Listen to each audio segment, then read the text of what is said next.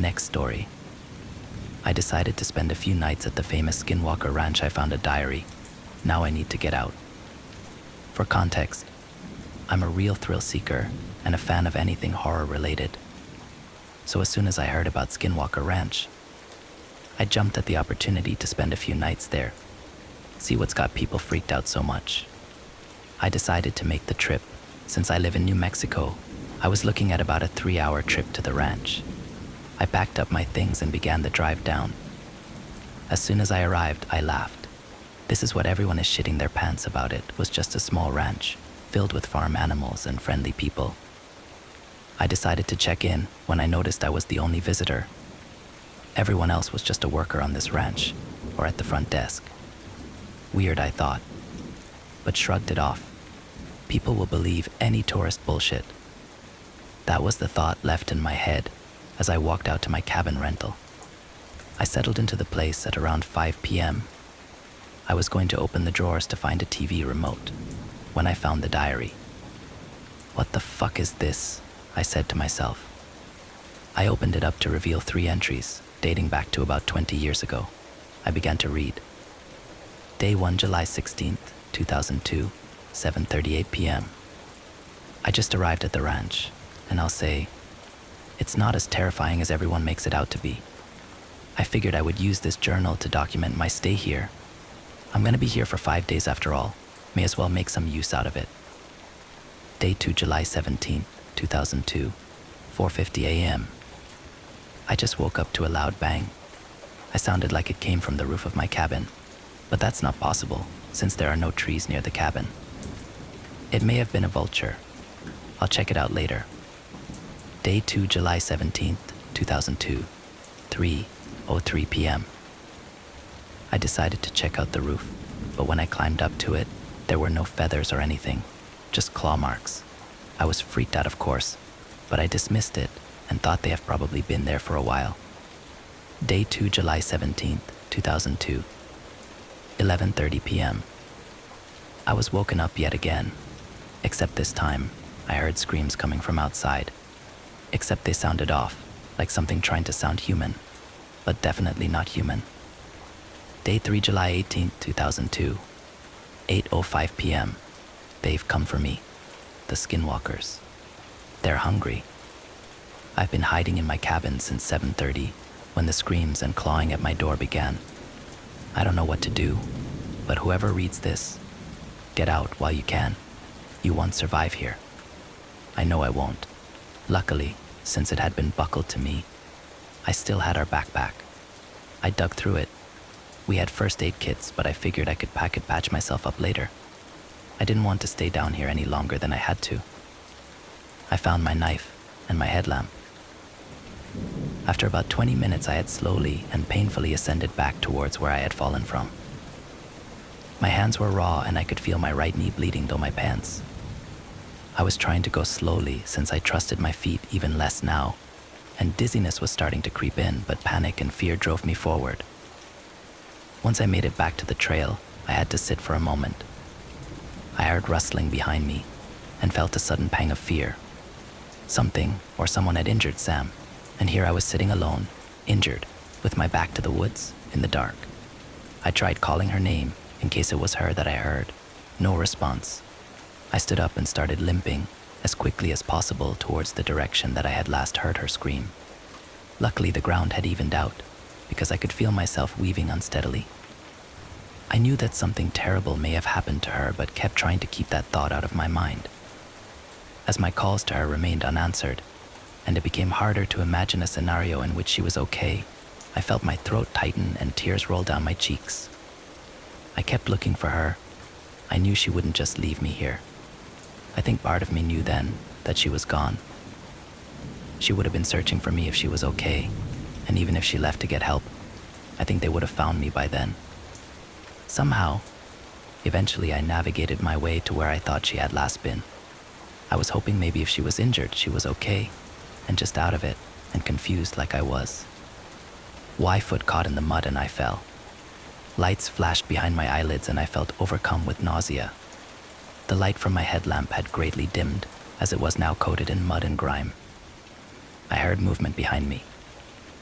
As the smell hit me, I realized the mud was dirt mixed with blood. I could taste it mixed with the gritty texture.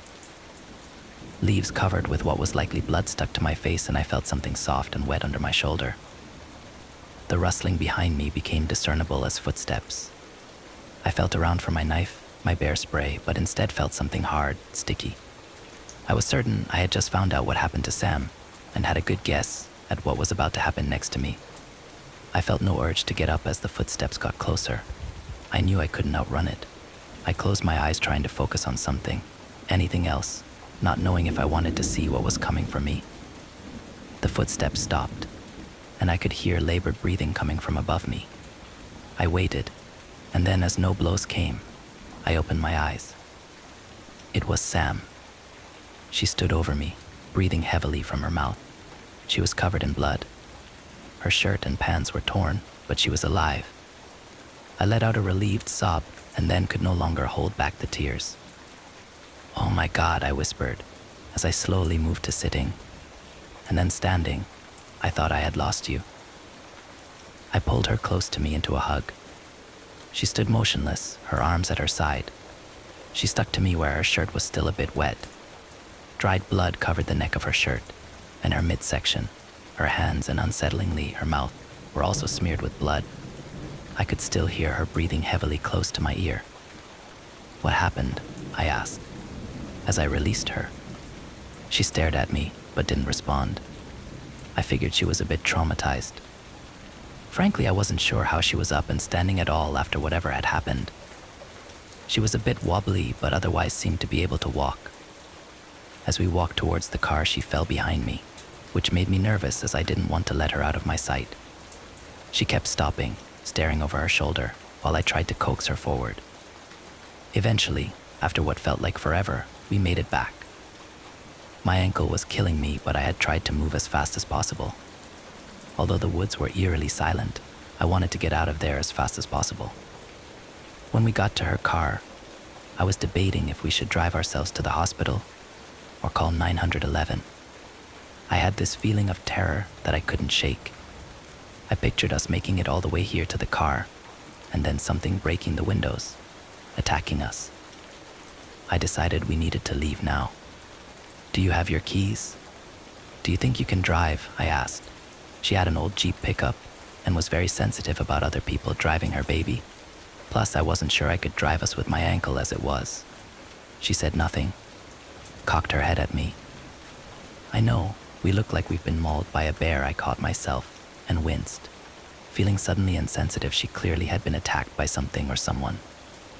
When she said nothing, displayed no emotion or reaction, I cautiously continued, "But I have a bad feeling. I think we need to leave, like right now. I'd rather call for help when we're back on the main road, or just drive straight to the hospital." She remained motionless, staring back into the woods, and I wondered if she lost her keys in whatever struggle she had. Luckily, I had her spare with me. I unlocked the doors, and she continued to stand outside. I realized I would need to punish my ankle a bit more, because she was far too out of it to drive. I slid in, but she remained motionless. "Sam, get in, please. Something is out here still. Please," she was licking her lips, staring back at me again. In the darkness, her blue eyes looked almost black. I limped back out of the seat and opened her door for her, and had to guide her in. I buckled her in after she made no move to do so for herself. As we drove and headlights of passing cars illuminated the interior, I kept checking on her out of the corner of my eye. She was breathing in and out of her mouth and staring at me. I noticed now, in the better light, that she was drooling. "Hey, how are you doing?" No response, but she began opening and closing her mouth and making a wet, gasping sound as she breathed in and out. Her breath reeked and her teeth were tint pink. I don't have much medical knowledge, but I was worried she had a punctured lung due to the strange sounds she was making. Hold tight, we're about 20 minutes from the hospital. Despite my ankle, I drove as fast as I could. We made it in 10. As we pulled up, I helped guide her out of the car and walked behind her, steadying her. I noticed something. Her shirt was on inside out. It hadn't been this morning. Likely because of how we looked, they found rooms for us immediately in the ER. I had a bad sprain and a concussion and would need a few stitches, but it felt so good just to be out of those woods. I asked the nurse that came to check on me about how Sam was doing. I mentioned to him I'm not sure if she was attacked by an animal or a person. I mentioned what I had noticed about her shirt, and that we may have encountered a sick animal, in case any of that helped. When he returned, he was clearly distressed. Sam was gone. She hadn't appeared to be outwardly injured, strangely, but they had wanted to assess for internal trauma. However, the first moment they had left her alone, she had just walked out, judging by the bloody footprints. It's been weeks, and I haven't seen Sam since. Her mom hasn't either. She has been working with the police out here. They think Sam has a head wound and is just confused and will turn up in town eventually. But a few days ago, I heard on the news that a partial skeleton was found on the trail we were on. Likely the victim of an animal attack, they said, and due to the condition of the body, they were asking for leads so they could use dental records to help identify the victim. This might sound crazy, but I think it's her they found. I don't know how to explain it, but I don't think Sam ever left those woods that night. It's my fault. And I don't know what that thing was that I drove into town. If you live in southern Colorado, please be safe. I'm sorry. Next story. I decided to spend a few nights at the famous Skinwalker Ranch. I found a diary. Now I need to get out. For context, I'm a real thrill seeker and a fan of anything horror related. So as soon as I heard about Skinwalker Ranch, I jumped at the opportunity to spend a few nights there, see what's got people freaked out so much. I decided to make the trip. Since I live in New Mexico, I was looking at about a 3-hour trip to the ranch. I packed up my things and began the drive down. As soon as I arrived, I laughed. This is what everyone is shitting their pants about. It was just a small ranch, filled with farm animals and friendly people. I decided to check in when I noticed I was the only visitor. Everyone else was just a worker on this ranch, or at the front desk. Weird, I thought, but shrugged it off. People will believe any tourist bullshit. That was the thought left in my head as I walked out to my cabin rental. I settled into the place at around 5 p.m. I was going to open the drawers to find a TV remote when I found the diary. What the fuck is this? I said to myself. I opened it up to reveal 3 entries dating back to about 20 years ago. I began to read. Day 1, July 16th, 2002, 7:38 p.m. I just arrived at the ranch, and I'll say, it's not as terrifying as everyone makes it out to be. I figured I would use this journal to document my stay here. I'm gonna be here for 5 days after all. May as well make some use out of it. Day 2, July 17th, 2002, 4:50 a.m. I just woke up to a loud bang. I sounded like it came from the roof of my cabin, but that's not possible since there are no trees near the cabin. It may have been a vulture. I'll check it out later. Day 2, July 17th, 2002, 3:03 p.m. I decided to check out the roof, but when I climbed up to it, there were no feathers or anything, just claw marks. I was freaked out, of course, but I dismissed it and thought they have probably been there for a while. Day 2, July 17th, 2002, 11:30 p.m. I was woken up yet again, except this time I heard screams coming from outside, except they sounded off, like something trying to sound human, but definitely not human. Day 3, July 18th, 2002, 8:05 p.m. They've come for me, the Skinwalkers. They're hungry. I've been hiding in my cabin since 7:30 when the screams and clawing at my door began. I don't know what to do, but whoever reads this, get out while you can. You won't survive here. I know I won't. Next story. I work as a zookeeper for the Amarillo Zoo, and I know what the creature is. Before we get started, I'm writing this on a burner account for anonymity's sake. I could get into some real trouble for doing this, since I'm revealing shit that only the zoo management really knows. Before we get hired, most of us sign a DNA. It's the standard stuff, but it means if anyone finds out who wrote this, I could be in some serious legal trouble. I attempted to post this on 4chan, but the Ashats over there largely ignored it or told me I was a fucking liar. Maybe you guys will hear me out though. Even if you don't, I need to get this out of my mind. So, about that photo. It's a photo from security camera footage at the zoo, as you all probably already know. The city finally released it to the public on Twitter because, long story short, they're scared shitless. We all are. I've never believed in supernatural shit or cryptozoology, seeing as I've been working with and studying real animals for most of my life. But I don't have words for what we've experienced lately.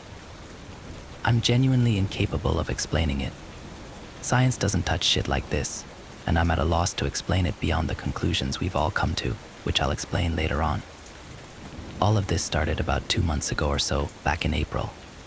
I was with a few other zookeepers doing the usual routine, cleaning up pens, feeding the animals and whatnot. It was somewhat late at night, after closing time, about 11 p.m. or so. I'm filling the feed in the exotic bird area when I noticed 2 or 3 parrots are dead.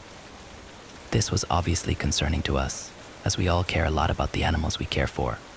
We aren't exactly flushed with cash, and Amarillo Zoo, although popular, doesn't make a lot of money. Losing critters out of nowhere can be a real blow to revenue, since it can cost a lot to replace the animals. Anyways, I'm getting off track. Point is, birds dead. Out of nowhere, might I add. It was only a few, sure, but if they kept dropping off like that, it would be bad news. So I let the other zookeepers know about it, and we decide to search the cage. Perhaps some snot-nosed kid had fed the birds something poisonous, or maybe there was an illness or virus spreading among the birds. This was nothing too big, so when we let management know about it the next day, they largely shrugged it off. We sent the carcasses to a vet to get them tested anyways, to see what killed them. Well, the tests the vet's office did turn nothing back, like at all. No poisons, no evidence of illness even.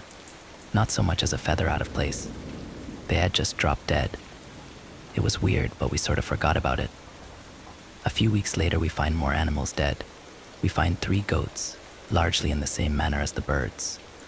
We got them tested too, because clearly this was not something random. Management catches wind of this, so we start beefing up security and keeping an eye on visitors. We start making more announcements to not feed the animals, etc. You guys might not know this, but zookeepers have a pretty demanding schedule. It can vary by zoo, but many of us sleep in bunks at the zoo, so we can take care of the animals 24/7. You know, in case a lion or chimp breaks out and we need to make another Harambe meme, which was tragic, BTU. We tend to rotate in schedules, so each of us gets the chance to sleep at home a few days a week. So in addition to the other stuff, we start taking turns watching the security footage at night. The deaths don't stop happening though, and we aren't seeing shit at night. In early May, we noticed a few of the sheep in our petting zoo section missing. They just straight up vanished. It was very frustrating. By this point, we start getting the police involved. We call them up and tell them what's been happening. They say they'll leave an officer around along with our security to watch things at night until the weird stuff stops happening. We zookeepers start really watching our security cameras too. Whatever was happening, it was probably some crafty creep who got a kick out of killing animals for fun. Me and my colleagues were getting pissed too. The animals were clearly stressed, and a few of them stopped eating regularly. We hated the thought of someone trying to hurt innocent animals for fun. Well, then the really scary stuff starts happening.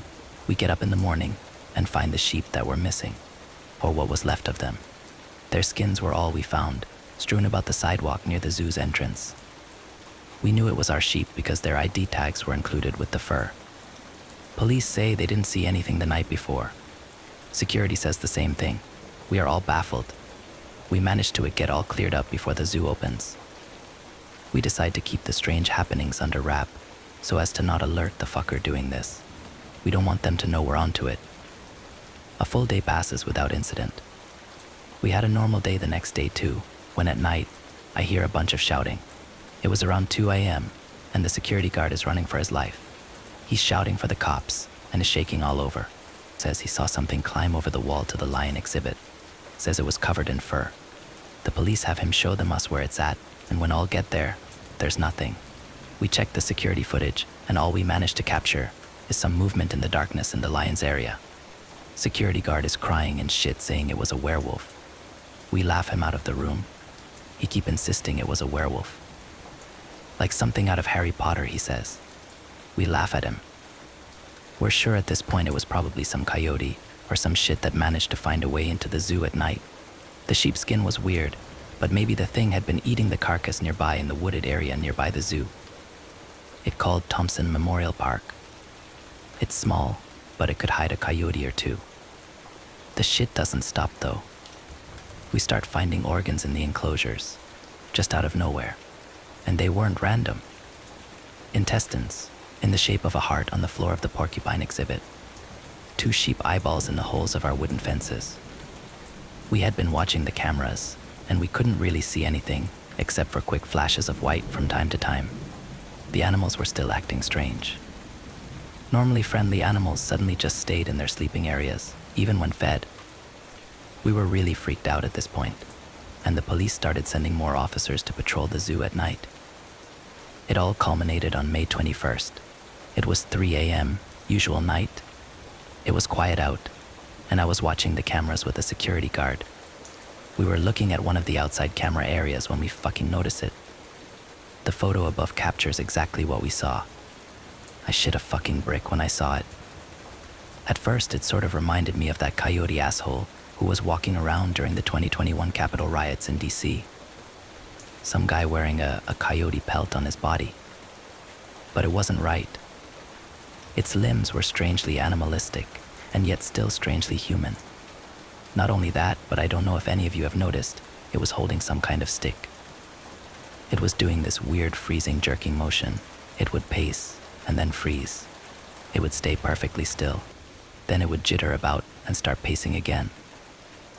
We phoned the police obviously and say there's an intruder on the fence, that it might be our guy. Well, 3 or 4 officers go right towards the fence. I'm out there since I want to see this sick fuck get arrested. The police decide to split up, and they point their guns at it. They start yelling at it to stop right where it is, and not to move, and that it was under arrest. Thing starts heaving. The security footage uses night vision, so it may seem like we could see it easily, but in real life it was pitch black out. They get their flashlights out and point it at this thing. It's the scariest shit I've ever seen in my life. Eyes totally devoid of color, just milky white like some kind of demon. Sharp-ass teeth. I begin to wonder if that security guy was right after all. Maybe it was some sort of werewolf. But I've had time to think about it, and the moon wasn't full that day. It sounds fucking childish and dumb, but when you've seen something so unexplainable to you start reaching for straws trying to figure it out. So the thing is making this jittery movement, and it starts to sound there, this rattling. Sort of like when you hear sprinklers go off in your yard. Thing is furry as hell, and the police start yelling louder cause it's moving towards the officers on the other side of the fence. It starts screaming, and it was the most god-awful sound. Like boiling a puppy alive. The officers are terrified like we all were, and they start shooting at it. I've never seen anything like it. Thinking about it now makes me want to cry, like seriously. It took 5 shots dead center in the chest, and to the fucking head and didn't even flinch. The officers see this and shoot at it more. But it just takes it. Without so much as a flinch, still screaming, but louder now. It suddenly moves lightning fast and is on the other side of the fence. I gasped and started running.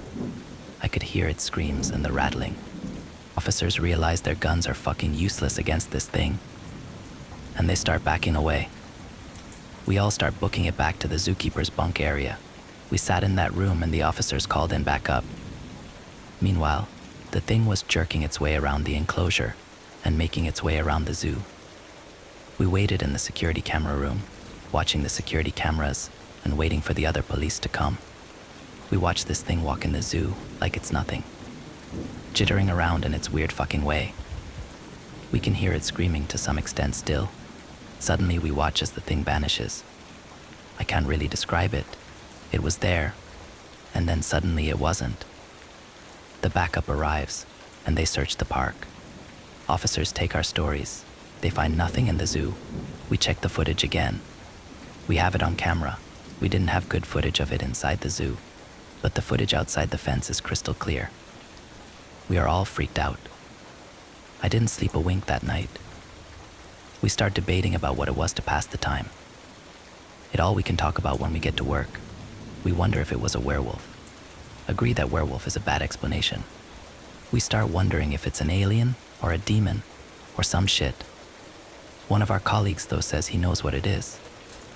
Says he's heard stories about things like it when he was growing up in Arizona. He mentions what he thinks it is, and I realize I've actually heard of the thing before too. Given everything we had seen, it makes a lot of sense and matches up with everything. I'm not gonna say what it is here. If the legends I've heard are true, and I believe they are 100% true now, it's bad mojo to even talk about them. It's some dark and evil shit that the Navajo take very fucking seriously. If you still can't figure out what I'm talking about by now, Google Navajo and scary stories. That should bring up all you need to know. All I need to know is that one of those is stalking the zoo. The footage is remarkable. Made it to the mayor's office. It has had the police department totally stumped. It has had the entire city spooked. They've been looking at that footage over and over again, trying to come up with a rational explanation. They can't. That's why the city of Amarillo tweeted out the footage. A lot of people have taken this all as a joke, but I assure you none of us are laughing. We are all fucking terrified. The whole world knows now. The only good news about all of this is that the weird shit has stopped happening. We still hear rattling at night though when we're walking around the zoo. You might have noticed the zoo put out a statement saying no animals had died. That's technically true, but only because we had listed the earlier deaths as natural. That was before we realized they weren't. Next story. A stowaway is hiding on the International Space Station. He isn't one of us. I awoke to a distant tapping sound which stopped a few moments after I opened my eyes. Beneath that noise was the familiar reverberating hum I'd grown accustomed to, but the tapping sound was unsettling and new. The International Space Station was constantly filled with noise, the most prominent a droning hum reminiscent of being trapped inside a powerful vacuum cleaner. The blinds were closed and darkness permeated every inch of my phone booth-sized living space. Blinking my eyes a few more times, I looked at the glowing face of my watch and saw it was still early, not yet 5 a.m. We operated on a 24-hour day, despite the fact that we witnessed 16 sunrises in that span of time. If not for the simulated days, you'd lose your mind from perpetual jet lag. Our days began at 6 a.m. and finished at 9 p.m., the long shifts symbolic of the workload to be done in the short amount of time we each had aboard the IS. Our days were broken down into 5-minute increments. Our schedules consisted mostly of experiments and associated documentation, meal times, video chats, and personal hygiene. Everything was meticulously scheduled into 5-minute chunks, even our bathroom breaks. Closing my eyes, I tried to go back to dreaming. My sleeping bag hovered in the air, held down by a strap so that it didn't float away in zero gravity, and so that it didn't bump into other people. With 10 crew members on board, real estate was at a premium. The space station was built for 6, but there have been as many as 13 people aboard at once. Every warm body brings a share of food, toiletries, and clothing supplies which all take up precious space. Which is why it was so obvious to me when a stowaway insidiously came aboard the ISS. Someone lurking in the shadows who was not supposed to be there. An 11th crew member, unaccounted for. I would see them out of the corner of my eye, like a mirage in the desert, only for them to disappear a second later. Always just a glimpse, never right in front of me. The thing was clever and extremely good at disguising itself. Like an octopus, it blended with the colors of the walls and fit itself into vents and hidden places. This is all difficult to believe, I'm sure, but it's true. When I told the crew, I expected them to be incredulous. Instead, it sounded like everyone had quietly begun to notice the same thing's movement in the shadows, rustling sounds, and missing items. Food and water, clothing, and other, more personal items. At first, we all thought it was a rogue crew member, a kleptomaniac cosmonaut with a penchant for taking too many rations and stealing dirty clothing. But after several crew meetings and weeks of careful observation, it became obvious that was not the case. None of us were stealing the supplies, we were sure of that much. Tap, tap, tap, tap. The sound came again, with it a knocking noise, like a creaking pipe releasing pressure on a cold night. Hairs stood up on the back of my neck as I listened to that noise reverberating throughout the cabin. It was familiar, but I couldn't place it. Getting out of my sleeping bag, I began to head towards that sound, floating out of the tranquility node and guiding myself from handhold to handhold to handhold in the darkness. The hygiene and sleeping quarters were quiet, aside from the occasional sound of snoring. Tap, tap, tap. The noise came again, and I tried to stay as silent as possible as I rounded a corner and went left. I continued to propel myself along through the American laboratory module, hovering past the expensive equipment and specimen containers. I wondered vaguely if the sound was coming from the Japanese lab. It seemed to be emanating from ahead and to the left, but no one was scheduled to be in there at this time. Opening the airlock door, I entered Kibo. The Japanese laboratory was empty, despite the sounds I had just heard coming from inside. Knock, knock, knock. Another noise from behind me now. I turned around, dripping sweat which rolled off my temple in beads and floated upwards to the ceiling. My heart drumming madly in my chest. I put my feet against the walls to push myself off, like a swimmer in a pool of water. I began to float back towards the entrance of Kibo. Echoes could be funny in the ISS, and I told myself it was fine. The noise, whatever it was just coming from the European laboratory module, the Columbus. That was where it had been coming from all along. I had just misjudged the sound, so I began to float over that way, trying to ignore my anxiety and nerves, trying to forget about the voice in my head saying that none of this made sense, none of this was normal. What if someone woke up right now? I wondered. Would they suspect me of being the one stealing food and supplies? Quite possibly. I tried to think of what to say if anyone found me awake, and decided I would tell them I wanted to get in a bit of early exercise. This was reasonable, since we had to spend 2 hours per day working out in order to prevent muscle and bone loss, and to prevent fluid from seeping up into the subcutaneous tissue around our skulls. The space snuffles, we call them.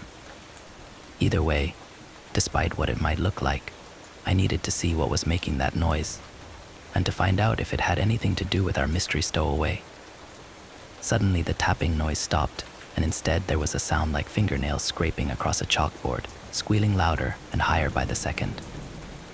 The sound retreated from beneath me, back the way I had come towards the tranquility node. I pulled myself as quickly as I could across node 2, where our life support systems and electrical equipment were. Beneath me, the sound like claws rending steel continued to scrape across the hull beneath the space station, and I wondered what sort of damage was being done, and what could be causing such a horrifying sound. Others were beginning to wake up now, and I could see lights turning on in the tranquility node as I swam through the air in zero gravity, making my way through the US laboratory. As I did, I decided to take a look out through the observation window, trying to make out what was causing that horrifying sound. I hit the control switch, and the blind covering the window beneath me opened up. Staring out through the glass, I saw the stars and the earth below us, but then something else as well, much closer. One of my fellow crew members was out there, frozen in the vacuum of space.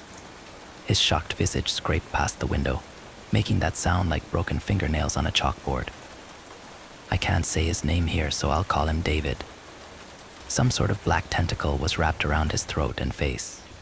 It was dark as the night sky, trailing off invisible into the distance, like a huge black squid. The thing was dragging him away from the ship, causing that tapping sound and the scraping sound as his frozen corpse banged and dragged against the space station's hull. As I thought about this, the black tentacles dug spikes deeper into his blue-tinged neck, and he began to drift off, disappearing out of sight. A moment later he was gone, like a bad nightmare I had just woken up from, and wished only to forget. If only I could. "What are you looking at out there?" a voice asked from the other end of the US laboratory. Ahead of me, another crew member had woken up from all the noise, I thought, and now I would have to somehow try and explain what I had just seen. "It's David," he's. Tears were welling up in my eyes, turning into floating bubbles, and I trailed off, unsure how to continue. Then I looked up to see the same man who had just died outside in the freezing vacuum of space. David, right there in front of me. He was alive, and well, hovering in front of me like a ghost. David. Yeah, what's wrong with you? And what was that noise anyways? Did you find our stowaway? The smile on his face told me everything I needed to know. His skin seemed to shift and squirm, bulges appearing like large insects tunneling beneath the surface. But I had no time to confront him, as others began to emerge from the sleep quarters moments later, asking why we were up so early. I shook my head slowly, still not sure if I should believe my eyes. There was a sound. A tapping sound. The more I thought about it, the more it all seemed like a dream. Had I been asleep when I thought I was awake? Was it possible for one to sleepwalk in space? Or to sleep levitate? No. I shook that feeling off quickly. I knew what I'd seen. Maybe we should call it in. Find out if something happened, said David. If you're sure that's what you heard. I'm sure.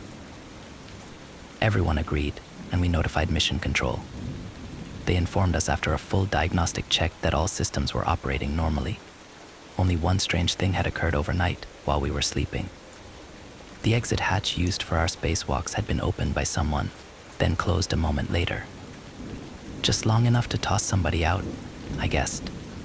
Nobody admitted to it, leaving us all slightly uneasy. Oddly though, afterwards our rationing problems were solved. Food stopped going missing after that. We had just enough of everything for 10 people again, as if the invisible stowaway had suddenly disappeared. Or as if he'd gotten rid of someone else and taken their place. I can't prove anything, but I'll have to keep a very close eye on David when he gets back to Earth. I'm not sure what else I can do besides monitor him.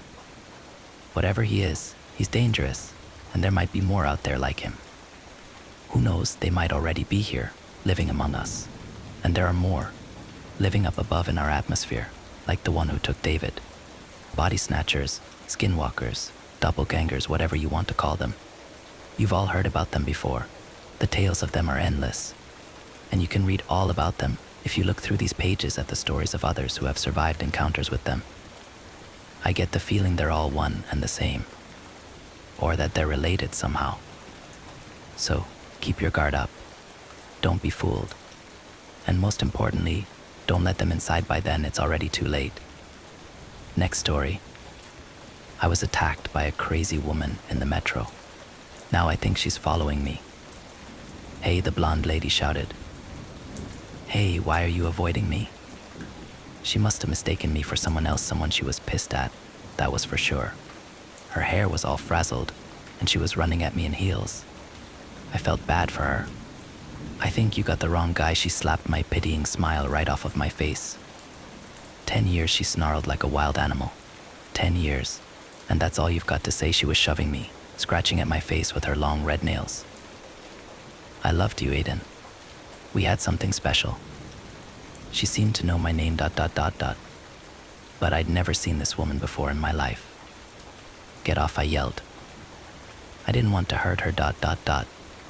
But I didn't want my eyes clawed out either.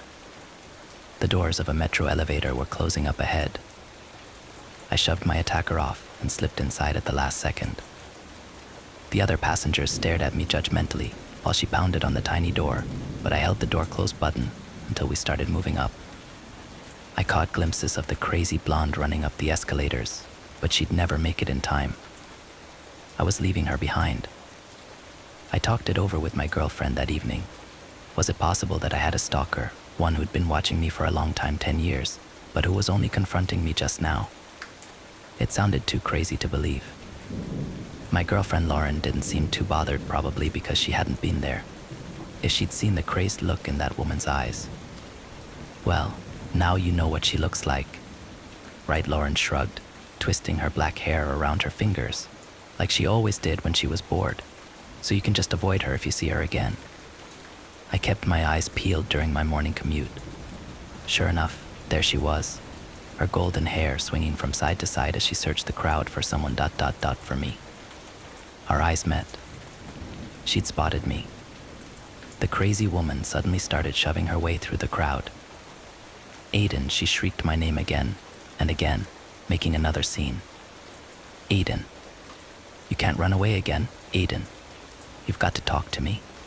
Aiden, the flow of the crowd was against her though, and I was able to slip back up the stairs. My heart hammered in my chest. What if she had a weapon? I took a different way to work for a few days. But the metro was so much faster than the bus, and I felt stupid, letting some psychotic stranger push me around. I let out a sigh of relief when I sat down in my usual seat on the metro 3 days later. The blonde was nowhere to be seen. Maybe humans have a sixth sense that lets us know when we're being watched, or maybe my nerves were just on edge already, but by Friday I was sure that someone was following me. It was dark and rainy when I left work. Beneath their black coats and umbrellas, the faces all looked the same. Who could it be? I tried the old spy movie trick of walking in a complete circle around a block, but I didn't like where I ended up in a narrow street with hardly any light and no people ... except for one figure that paused, uncertain, at the entrance to the alley. For a moment they just stood there, unmoving, but when they walked on, I caught a glimpse of pinned-up blonde hair beneath a beret. What if I followed her instead? This was getting silly, but I had to know. With a sinking feeling, I recognized the neighborhood she led me to. She was leading me right back to the apartment I shared with Lauren. Right back home. The psycho knew where I lived. What happened next was confusing, to say the least. The blonde took out a letter and slipped it under the building door. She'd hardly turned the corner when I saw Lauren through the glass door. My girlfriend tore the blonde's letter into tiny pieces, then buried it in the trash.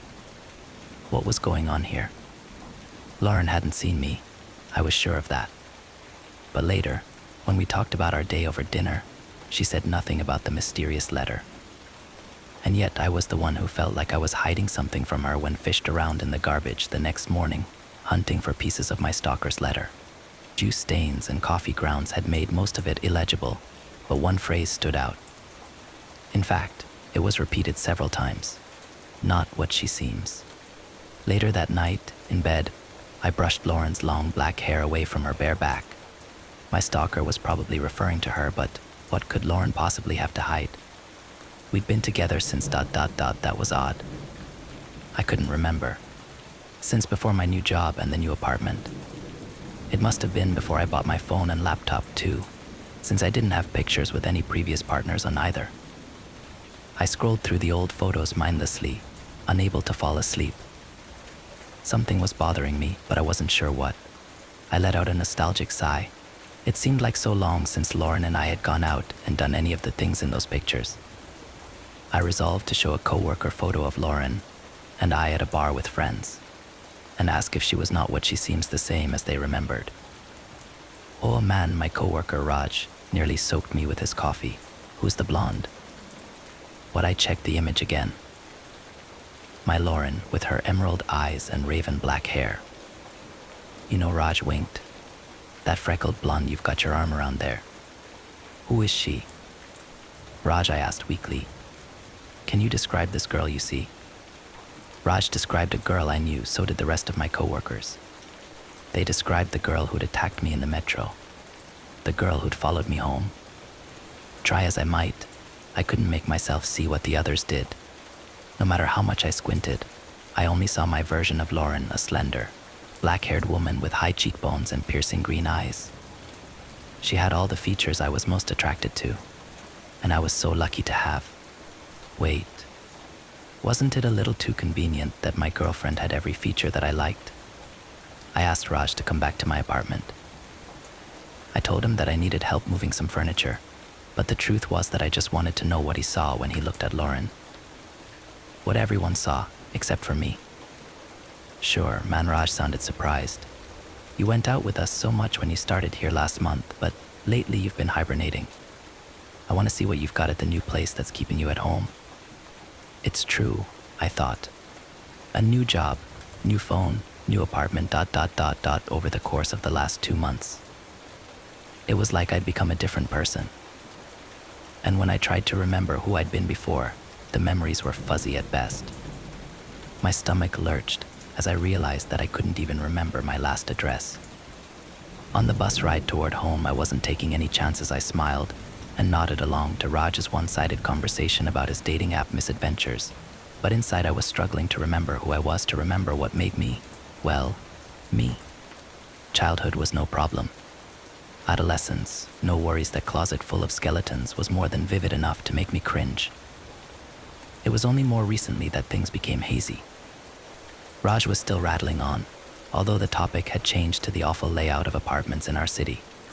We stepped inside, kicked off our shoes, and headed down the narrow hallway to the living room.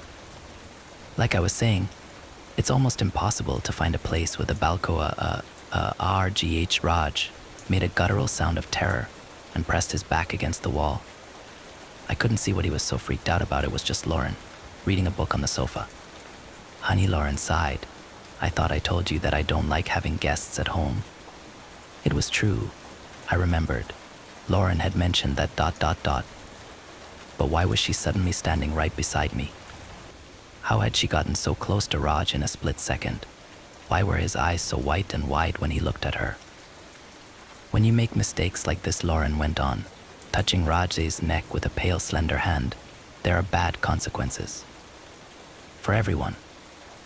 It was the strangest thing. It almost looked like Lauren's hand was slipping inside Raj's neck, beneath the skin, to wrap around his windpipe. And then suddenly, just for a flash, it wasn't a hand at all, but some other appendage, the kind of thing I'd never seen in nature on Earth. And the creature it was attached to, the thing where Lauren stood. I felt dizzy. I told Lauren, of course Lauren, but what had I just seen standing there that I needed to go sit down? I think she nodded, and I sat down here, in the dim twilight of the bedroom, to write out these confusing thoughts. Just trying to think about what might be happening to me makes my head hurt. Trying to remember is like fainting. I need to lie down. It's incredible reading through all this. Where could I have gotten such crazy ideas? As long as I can keep that blonde lady away, I'm sure everything will be fine. I need to go see how Lauren's doing. She's cooking some meat downstairs that smells delicious. Next story. It turns out that the scratches didn't come from a bear after all. My wife Steph and I have been together for about 2 years now. We met at college and hit it off right away. Steph was orphaned when she was very young, so she'd been raised by her grandfather until she went off to school and met me.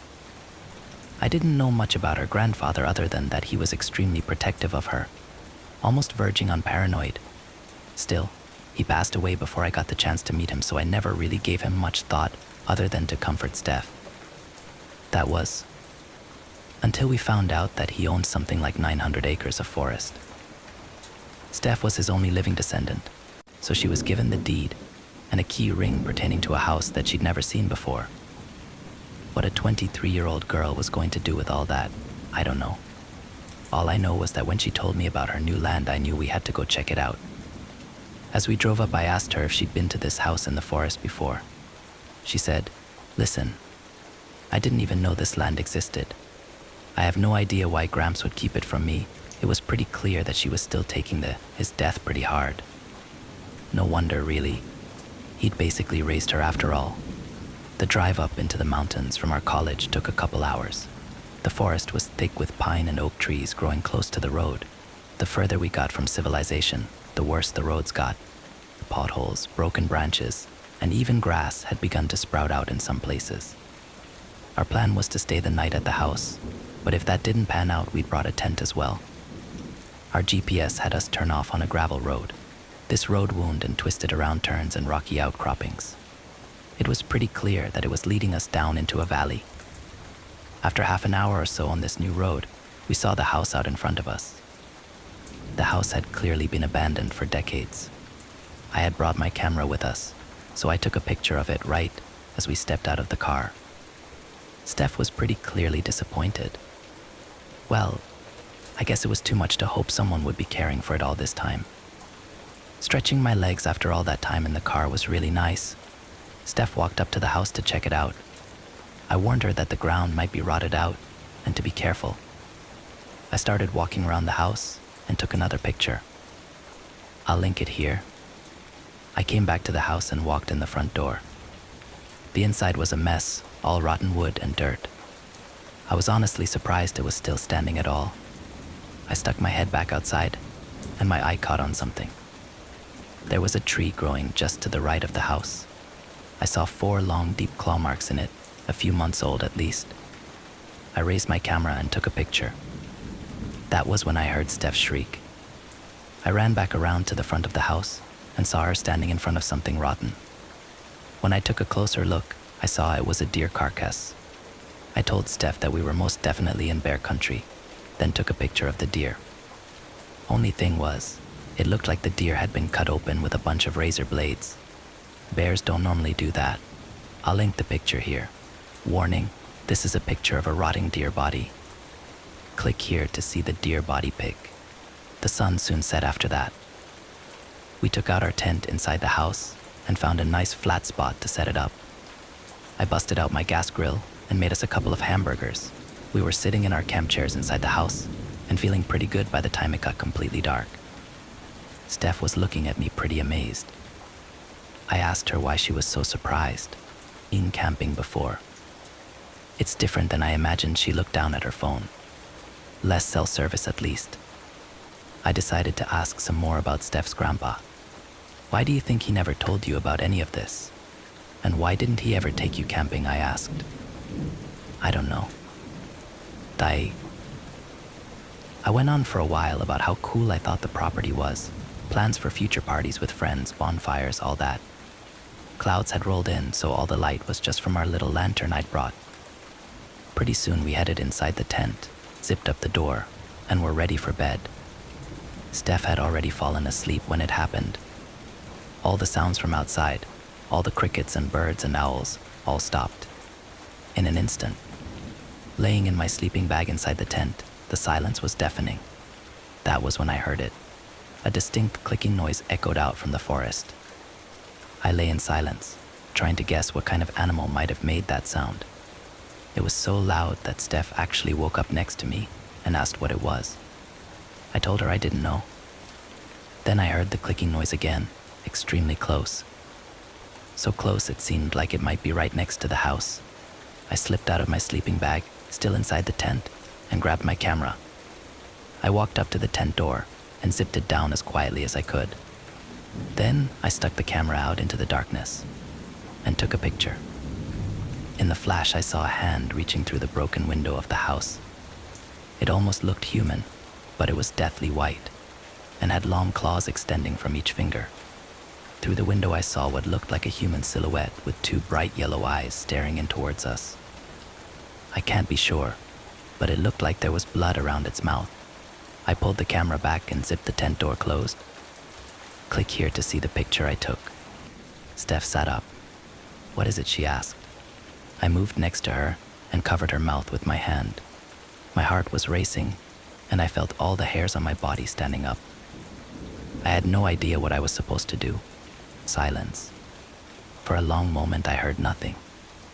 Then the clicking sound echoed out from where I knew the front door of the house was. Steph stared at me, her eyes clearly confused and afraid. She put her hand on mine and tried to pull it away, but I shook my head and didn't take it off. Silence again. I strained to hear, but nothing. For what must have been 2 minutes, I sat with my hand on Steph's mouth. Then I heard the clicking from just a few feet outside our tent door. I have no idea how it got so close without making any sound. I froze for a moment. Then, as quietly as I could, I reached into my pants laying on the ground and pulled out my car keys. I hit the unlock button twice. My car's horn beeped loudly from where we'd parked in front of the house. Silence again. Finally, after what seemed like an eternity, I heard the clicking from out where my car was parked in front of the house. The clicking echoed out a few more times, but each one was further and further away. After half an hour or so, the crickets started back up and the forest sounded alive again. Steph stared at me. What did you see? I told her to get dressed and to be ready to run. We got dressed in the tent, and I opened the door. We ran to where my car was, jumped in it, and sped away. I didn't stop until we reached home. Next story. I was a contestant on a survival show. They never aired our season. When I was 10 years old, I got lost in the woods while my family was camping. I went to go walk along the trails near our campsite and got turned around. After 30 minutes of walking in circles, worry and dread bubbled to the surface. I was starting to think I'd never get out of these woods alive. But something else emerged inside me, determination. I knew I had what it took to find my way back. I sat for a few minutes to recalibrate my thoughts and let the calm wash over me. The calmer I was, the more clear my thinking became. Once I removed the fear, solutions started to present themselves. I was out and back at the campsite 10 minutes later, my parents none the wiser. Most people would have been grateful they found their way back and never strayed too far from civilization again. Not me. Getting lost in nature activated the primal part of my brain. The clarity I felt out there was a feeling I've been chasing for my entire life. From that moment, I've thrown myself into the survivalist lifestyle and never looked back. 20 years on, I'm confident I can survive anywhere. I'm damn good at this. I was stoked when I saw the casting notice for the show at the Army surplus store. A production company was looking for survivalists to be dropped in the woods and document their lives as they lived off of the land. I was built for this and applied as soon as I got home. Within a week, I did a phone interview. Another week, I was screen testing. A month after, I was airlifted to the middle of some Eastern European wilderness to compete for a big cash prize. One thing that happens to you when you start down the survivalist path is that your sense of fear dulls. It's not that you don't get scared anymore. A charging bear would terrify anyone, but you learn to mitigate the feeling. When you turn your fear into a problem that needs to be solved, it takes the sting out of the emotion. Something stalking you in the woods. Stop, assess, and make a plan. Stay rational and don't let the darkness creep in. Everything is a problem that needs to be solved. This approach had served me well for years. I've had some pretty horrifying experiences in nature that would turn a weaker person's hair white. Sudden monsoons, bears raiding my camp, wolves stalking me as I gathered firewood, you name it, I've dealt with it. But nothing prepared me for dealing with a screaming me.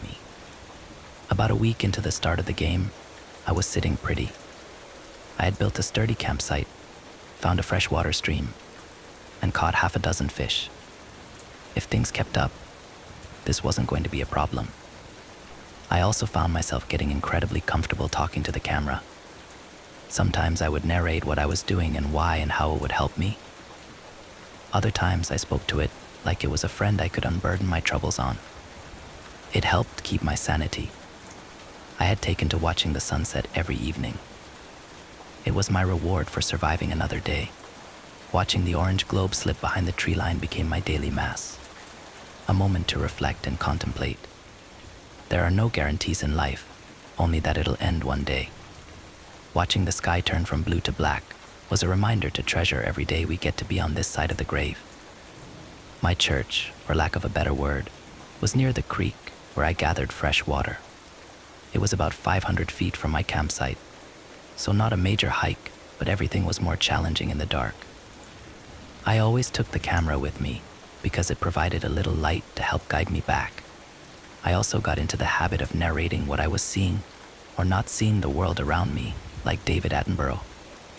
Was it dumb? Yes. Did it help make the vast darkness less scary? Yes. Would it get me more screen time? Absolutely. It was always better if I saw a squirrel or a chipmunk because I could list everything I remembered about them. But when I couldn't, I just invented creatures to talk about. While the creatures were imaginary, I also was drawing on a pool of information I had found before I left. When I discovered where we were going, I did a deep research dive on everything I thought I'd need to know to survive out here.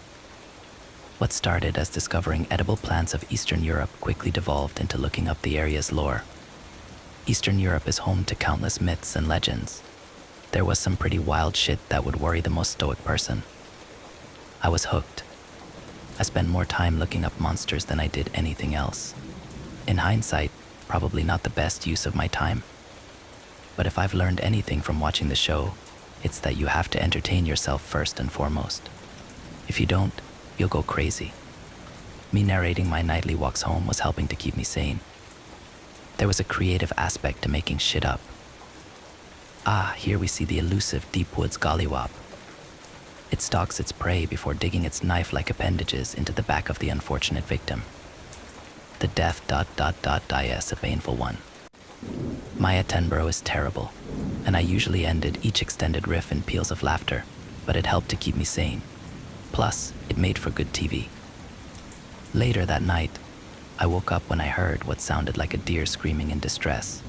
That wasn't uncommon in nature. Deer get killed all the time. But what set me on edge was that it was really close. Like 50 feet from my campsite close. I grabbed my knife and got my boots back on. For the next hour, I heard the sickening snapping of bones and sinew as the deer was devoured by the predator. I wasn't sure what kind of animal had taken down the deer, and wouldn't until the morning. I could look at the tracks and plan accordingly. Until then, I sat and listened to the tearing of flesh, the wet slap of meat hitting the ground, and the crack of broken bones. Whatever was out there was enjoying their meal. Naturally, I didn't get much sleep after that. As soon as dawn broke, I made my way over to where I heard the struggle. The scene wasn't what I was expecting. In my time in the wilderness, I've seen plenty of kill areas, but nothing prepared me for this. It didn't look like the predator killed for food. It looked like it killed for sport. The carcass had been placed on its back against a tree. The deer was split open, and its insides now resided on the outside. They hadn't been touched. The antlers had been snapped and splintered like something heavy had hit it over the head. There was blood and black goo everywhere. But the most unsettling this was what I found along the top of the deer's back. There were 2 massive holes along its spine like they'd been stabbed by someone wielding dual machetes. For a second, I thought maybe one of the other contestants had made their way over to me, but I knew that was impossible. We were all scattered like seeds to the wind. But what else would have caused this massacre? I looked for footprints in the dirt, but didn't find anything. I assumed last night's rain had washed them out, but for a fleeting second, I thought that maybe something had covered its tracks. Needless to say, I was on edge the rest of the day. I did a little exploring to make sure whatever had killed the deer wasn't hanging out near me. After a few hours of looking, I was satisfied nothing was hanging around and went on with my daily routine. I had some projects I needed to finish and started working on them. I wanted to keep my mind busy so as not to dwell on whatever killed that deer. I was mostly successful. Toward the end of the day, I made my familiar trek to my church to pray for another successful 12 hours. I found myself being particularly moved by the sunset. I sat and cried out of gratitude. Being alone in the woods can wear on a person, regardless of how tough they are. On my walk back, I continued with my Planet Earth narration. Off to the left, you'll hear the leaping of the common brown squirrel. If things go right, that squirrel will be in my cooking pot by morning. I chuckled to myself and walked a few more steps. Not to be outdone, there is the wild Balamar. This native species is known for its razor-sharp teeth and penchant for biting its victims in the Achilles tendon. Nastier than any Trojan soldier, I should think. I saw my campfire in the near distance, and I was about to put away the camera when I heard something start to growl off to my left, about 20 feet into the woods. I froze. I felt for where my knife usually was, but remembered I had taken it off to clean a fish and hadn't put it back. I turned the camera towards where I had heard the noise and scanned for what had made the noise. I was splitting my attention between the viewfinder of the camera and the dark woods in front of me. I tried to stay as still as possible, but I was shivering. It wasn't from the cold. "Hey there," I yelled out. "Stay away." Then the camera's light reflected off a pair of eyes staring back at me. They were a few feet off the ground, like whatever animal they belonged to was stalking me. My yelling hadn't scared whatever this was away. It just let them know exactly where I was. "I'm big," I yelled, trying to make myself sound so. "Stay away." The eyes suddenly raised another 3 feet off the ground. It was standing on its hind legs now. My mind flashed immediately to bear. It had to be a bear. I let out a deep scream to try to frighten the creature away. It worked. The bear let out a little growl, then turned and ran back into the woods. As I heard it crash through the underbrush, I let out a sigh of relief. Holy fuck, I said. That was not cool, I started laughing. But it was more manic than anything. Goddamn Mother Nature. That night, when I was hunkering down for the evening, I decided to review the footage I shot. Sure enough, I managed to capture a pretty good shot of the bear. He was a mean-looking sucker, and those eyes shining back at me gave me chills. I was about to put the camera away when something else on the viewfinder caught my eye. After the bear ran off, the camera lingered in the same spot for a beat. While I yammered on about something stupid, I saw a second pair of eyes shimmer in the light. They didn't run away. That was when I understood what it felt like to be truly alone. Granted, I had survived now for a few weeks, and things had gotten hairy at times, but nothing made me feel fear like seeing that second set of eyes staring back at me. Those eyes belonged to something that wasn't afraid of a massive bear. Those eyes looked right past that alpha predator and into my soul. I didn't sleep that night. When the sun rose the following day, it did more than simply warm me up. It was also a harbinger of good news. Today was the day the medical team paid me a visit. They don't always show the medical checkups on the TV show, but by law, they are required to do so. I looked forward to the days when they'd arrive, if only because it broke up the monotony of bush living. I heard the boat before I saw it. I was waiting on the shore and saw the prow break through the fog. I waved my hands and watched as the boat cut through the glassy water, creating ripples throughout my little cove. They beached and walked over. I gave them all hugs. "You okay?" the medic asked, taking my blood pressure. "Rough night," I said. "Seems to be a trend today." "Why is that?" "I shouldn't tell you," he said, finishing up the test. 110/70. Not too shabby. "You gotta tell me," I pleaded. "Joan got bit on the back of her leg by something. Nasty wound. She got helicoptered out last night." "Jesus," I said. "Lot of blood at her campsite. What bit her?" The medic shrugged, no clue. She told us she heard screaming before she was attacked. Screaming or bellowing, something like that. She was in shock though, so who knows? Oh my God. Yeah, it's crazy. The teeth marks were unlike anything I've ever seen. Whatever got her did a number on her. "She's so nice," I said. "She'll be lucky if they can save the leg," the medic said. "How you feeling?" "Okay." "Still have both my legs. For now," the medic said with a laugh. "Be safe." "Ah." As always. They ran a few more tests and then slipped back into the fog and out of sight. After they left, I sat on the beach and thought about Joan. We had met at the pre-show boot camp, and we hit it off. Honestly, I was a little attracted to her. Intimidated too. She was no joke. I remember thinking, she has a legit shot at winning this whole thing. But now she might lose her leg to an animal bite. That didn't bother me too much. We're in nature, and that can happen. But the medic admitting they'd never seen a bite like that. I knew the woods well, and we got a crash course on the animals that lived in this area, and I was struggling to think of what it might have been. I stayed on the beach for a while. I knew I had things to do, but I couldn't will myself to get going.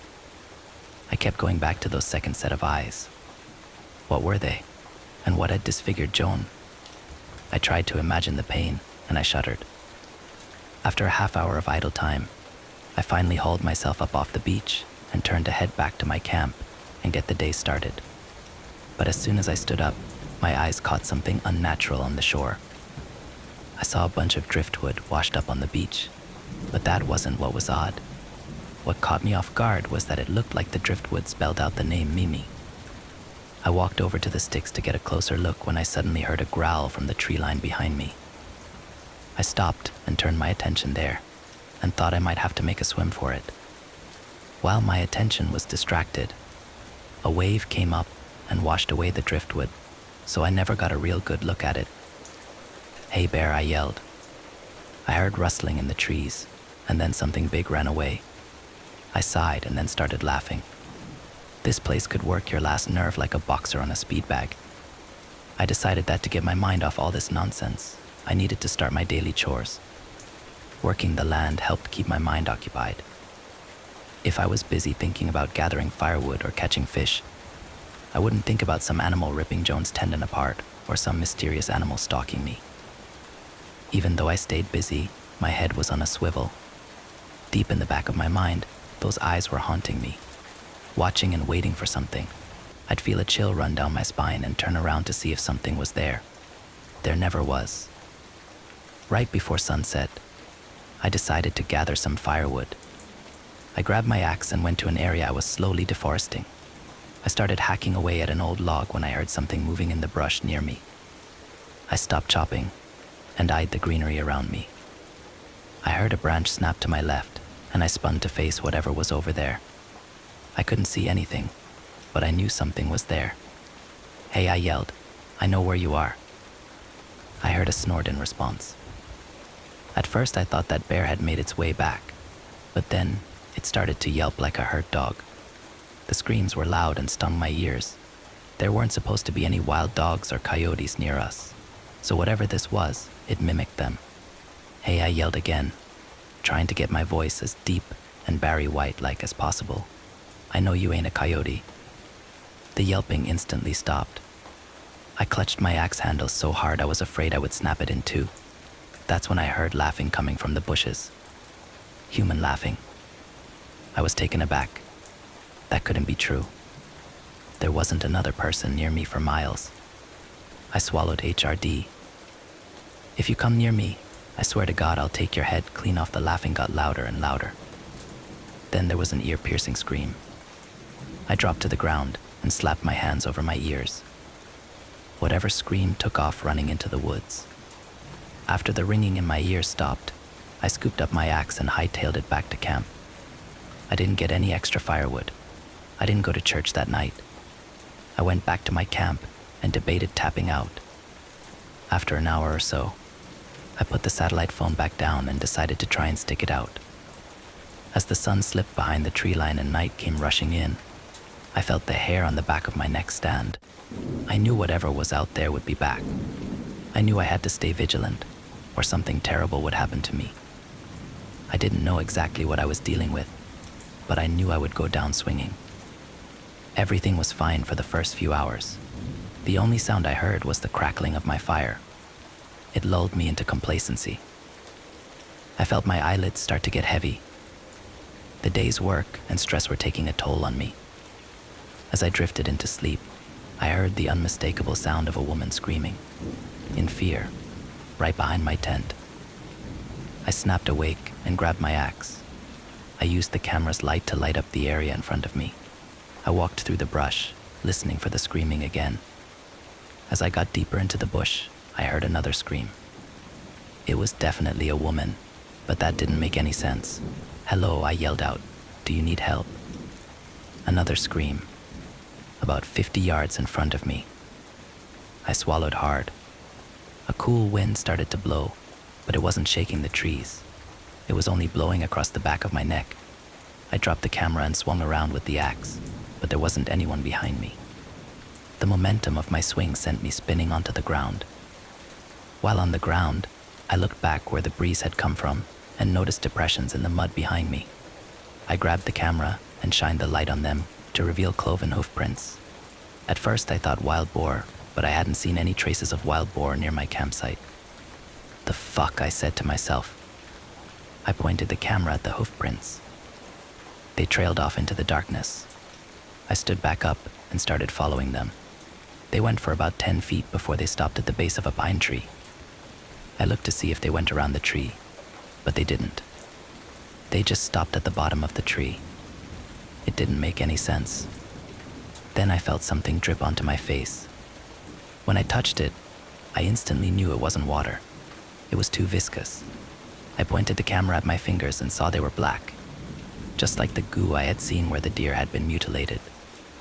I cursed to myself, aimed the camera light straight up the tree, and craned my neck to get a good look. At first I didn't see anything, but then another drop of the black goo fell onto my face near my mouth. A bit hit my tongue, and I nearly retched on the spot. It tasted like spoiled meat. I spit it out, and then heard laughing from above me. I looked back up and saw a pair of red glowing eyes and a row of razor-sharp teeth, smiling down at me like a demented Cheshire cat. It clicked instantly. I was face to face with a screaming Mimi. Before I could even comprehend what I was looking at, it screamed, and then leapt from the tree into the darkness. I scrambled to my feet and swung the camera's light around.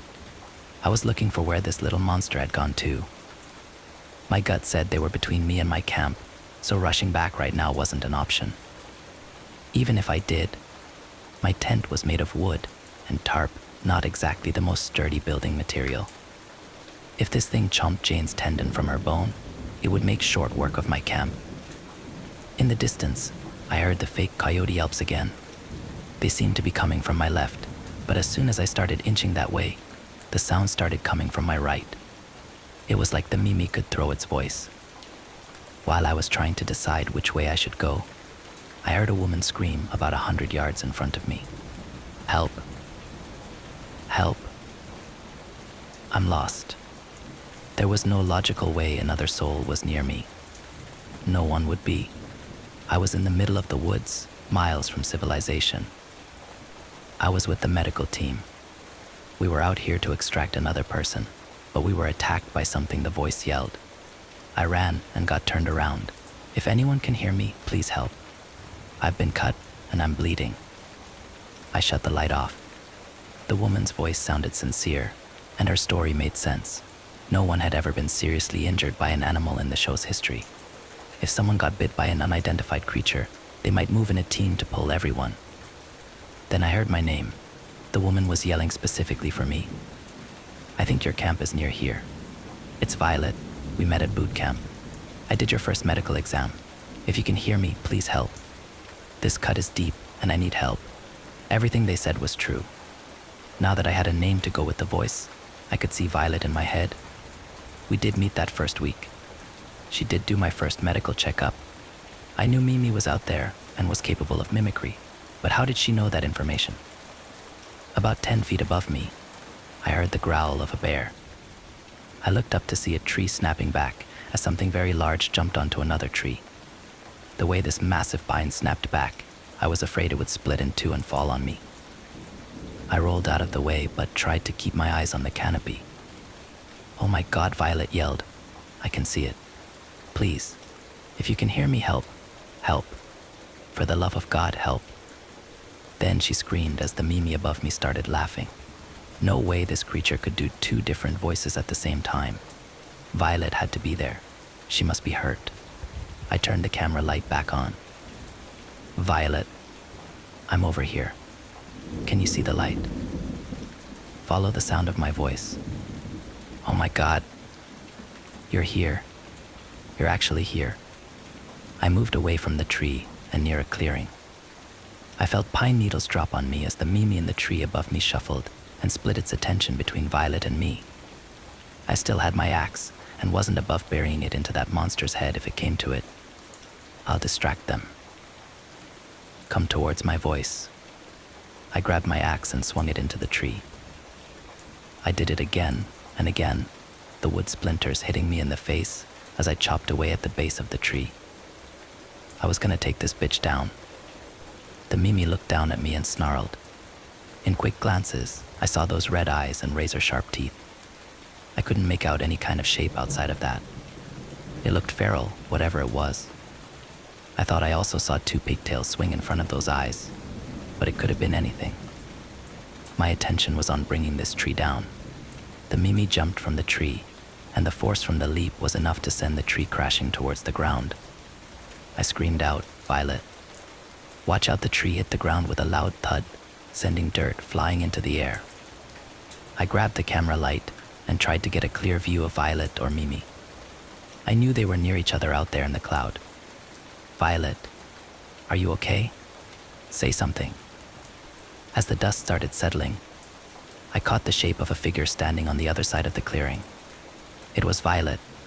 She was okay. I broke into a fit of nervous laughter. Jesus Christ, I yelled. Are you okay? Is it near you? Violet walked toward me, but I still couldn't see her features through a combination of the night and the settling dirt in the air. I took a few steps toward her, then stopped dead in my tracks. The form of the shady figure in front of me morphed from something violet-sized to something a lot smaller, like a little girl ... with pigtails. Then they smiled, and I saw those razors grinning back at me. Their eyes turned red and narrowed on me. There never was a violet out here. There was only a screaming Mimi. "Oh fuck," I said, swinging my axe up to my shoulders. Mimi reared its head back and let out a glass-shattering scream. I dropped to the ground and covered my ears, but it was too late. They were ringing, and the outside world sounded muffled. The only thing I could hear clearly was my rapidly beating heart. I was fucked, and I knew it. I could turn and run, but this thing would catch me. It had been toying with me for a while now and wanted its reward. My only option was to stay and fight. I had an axe and the will to go down swinging. If nothing else, I had a puncher's chance. I clawed back to my feet and squared my stance.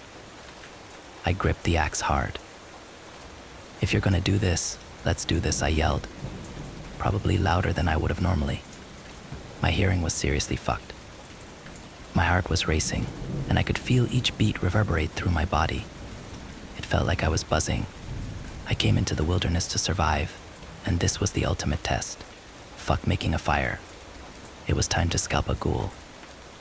The Mimi screamed again and rushed towards me. I waited, and my mind wondered what it would feel like if those teeth sank into my skin. I had leaned out already. They'd probably chomped down to my bones. Plus, this Mimi was pissed at me there'd be revenge. I swallowed hard. My heart was beating so hard that I thought I might keel over before I even had a chance to fight back. I thought I felt it in my limbs, but then I realized I was feeling and hearing something else. A helicopter. Suddenly, over the tree line, a spotlight shone in the clearing. The medical helicopter had returned. Mimi growled and screamed, but it was drowned out by the whirring blades above me. Someone from inside the helicopter tossed something out on the ground. It was a flashbang. The sudden burst of light nearly blinded me. I slammed my lids shut, but I could see white rings on the inside of my eyelids. I heard Mimi scream just over the din of the blades. I opened my eyes and let them adjust. They tried, but my vision was still fucked. I did see the Mimi turn and run into the darkness. Head to the beach, now I heard over a loudspeaker. I didn't hesitate. I turned and ran as fast as my shoddy eyes and wobbly legs would take me.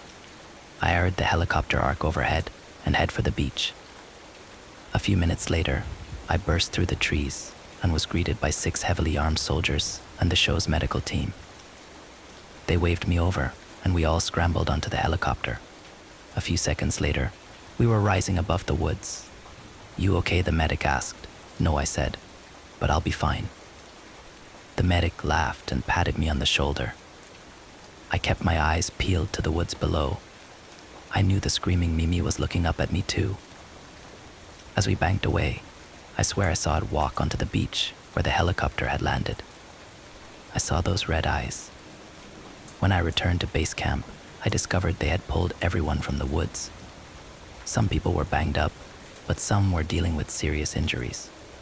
Later, they told us the screaming Mimi had come for all of us. When I asked what it was, they didn't answer. They just gave me an NDA to sign. In exchange, we all got paid. Handsomely. I'm telling you this now because fuck it. Even if they sue me and take everything, I'll just go live off the land. I've done it before. I can do it again. My guess is they won't do shit. Discovery in a lawsuit can be a surprise package that might just be a pipe bomb. Deny it, and it dies. I still don't have any clue what the hell a screaming Mimi is, or what it wants, or what it wants, or where it came from, or anything. It's a mystery I do not want to explore. Eastern Europe is filled with ghosts already. I'm content to let them all fuck off together. I still camp off the grid. I need to. It's a feeling I get in my bones, the desire to reconnect with nature. These days, though, I bring a pretty wild collection of weapons with me. If the axe and knife can't stop something, maybe the holy water will. Haven't had to use it yet, but I'm ready. I'm always ready. Next story. Skinwalker citing the haunting of the Navajo reservation. I've always been a skeptic. Ghosts, aliens, monsters, they were all just stories to me. But after what I experienced in the Southwest, my perspective on the unknown has been forever altered. I was on a road trip with my best friend, Jake. We had decided to take a detour through the Navajo reservation in Arizona, mainly because of the scenic beauty and the rich history of the area. We had heard tales of skinwalkers, but we laughed them off. They were just myths, right? Our first day on the reservation was uneventful. We visited a few local spots, interacted with some of the locals, and set up camp near a canyon. As night fell, we sat around our campfire, sharing stories and enjoying the serenity of the desert. Around midnight, Jake decided to turn in. I stayed up, mesmerized by the stars. The Milky Way stretched across the sky, and I felt a profound sense of peace.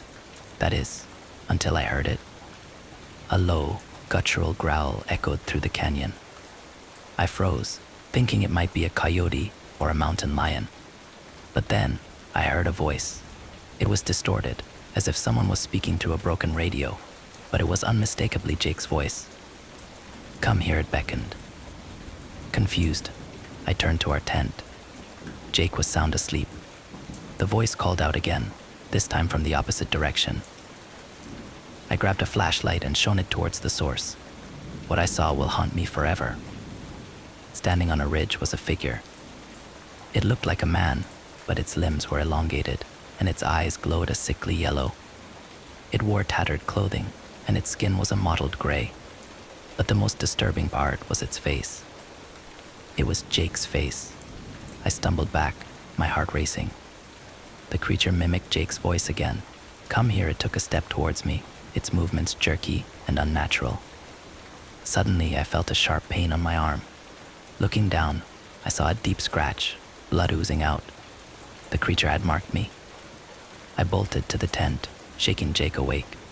"We need to go," now I hissed, as we sped away in our car. I glanced in the rearview mirror. The creature stood in the middle of the road, watching us, its yellow eyes glowing in the darkness. We didn't stop driving until we reached the nearest town.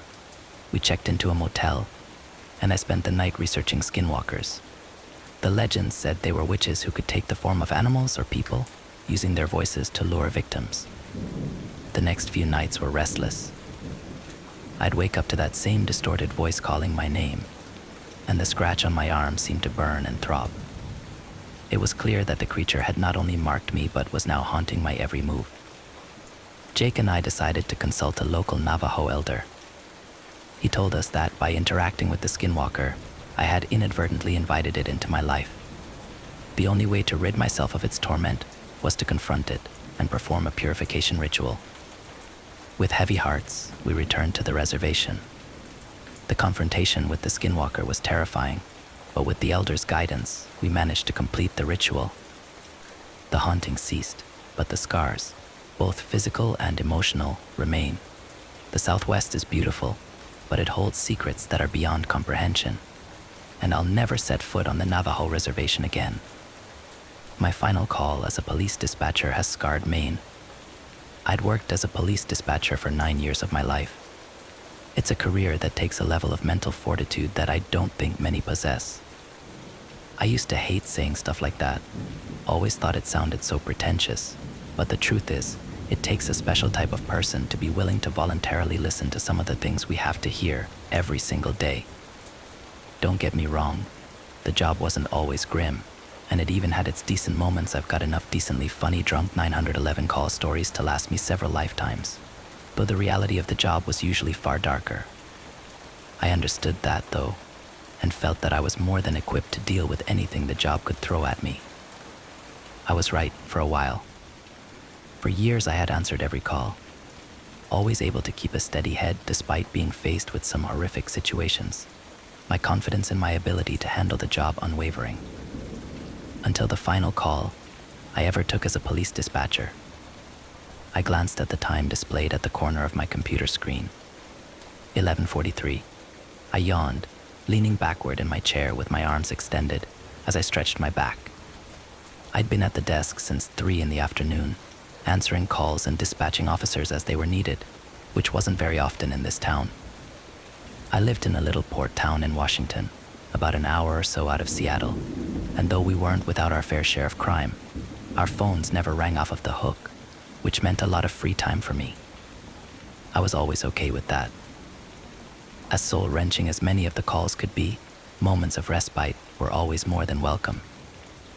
A notification on my screen caught my attention, and in an instant, I had returned to my seat, headset on. 911. What is your emergency? I spoke into my headset as automatically as any line repeated hundreds or thousands of times can be spoken. For a moment, the line was only dead silence before I heard a reply. I need policemen. I think somebody is in my house, a child whispered from the other line. I felt the smallest of knots beginning to form in my stomach. I shifted in my seat. Do you know your address? I asked, adopting a firm but lighter tone in response to the caller's age. I heard shuffling and heavy breathing from the other end, followed by a faint wait. The caller returned and whispered their address. She was a little girl, by the sounds of her voice, and she sounded scared. Good job. What about your phone number? The process repeated, and I quickly relayed her information to dispatched officers. Her address was on the edge of town, a little out of the way, and I understood that it may be a while before help arrived. I stifled a sigh, not wanting to vocalize my worry as I received an estimated arrival time. Is there an adult with you in the house? I continued. No, the little girl replied breathlessly, and I could hear the anxiety rising in her voice as she spoke. My mom works late, and my sister. There was a pause, followed by an audible sniffle. She's camping with her friends. And, somewhere on her end of the line, there was a crash. Then a scream. My heart dropped. Are you still there? Are you all right? There was a repetitive thumping sound followed by the slam of a door. I'm here, the little girl spoke breathlessly into the phone. Are you all right? I repeated the question. Yes, was all she replied, barely above a whisper. Her tone worried me. She sounded more than afraid. Sad. No, disturbed was the proper word for it. Then she began to cry. Not as quiet as you would expect given her situation, but a deep, helpless sob that made my heart sink. When she spoke, it stopped altogether. Please, please, please help me. Her sobs turned into a hysteric cry, and I could hear loud, repetitive thumps from her end. Footsteps, and they were clearly not hers. They were heavy, far too heavy for a little girl. Without warning, a shrill cry, like the sound of microphone feedback, rang through my headsets. The sudden assault on my ears caused me to jump, and my heart set off to racing like a jackrabbit. I fought the instinct to throw the headset off, and instead clenched my eyes shut as the noise faded as suddenly as it had come. I saw it, she sputtered through sobs. Oh, please, please, I don't know what it is.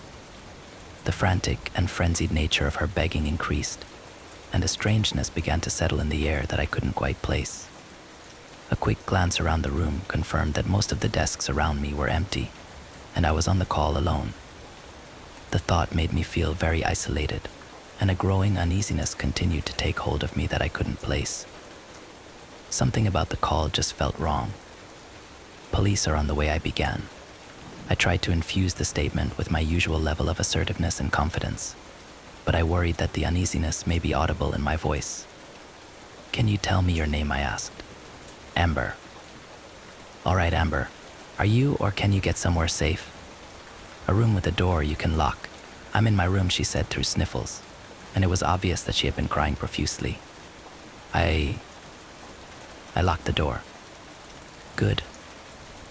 I'm gonna stay with you on the line. Is there anywhere for you to hide? The sound of footsteps grew in the background, as her voice lowered to a whisper. I think ... under the bed, she whimpered. Okay. Is there? I paused, thinking over my words before continuing. Anything you can use to protect yourself. There was silence on her end for a moment, followed by a hushed yes. As she dropped the phone, I assumed to get a weapon. The clamor from within the house had grown closer to the phone, and the piercing ringing sound had returned.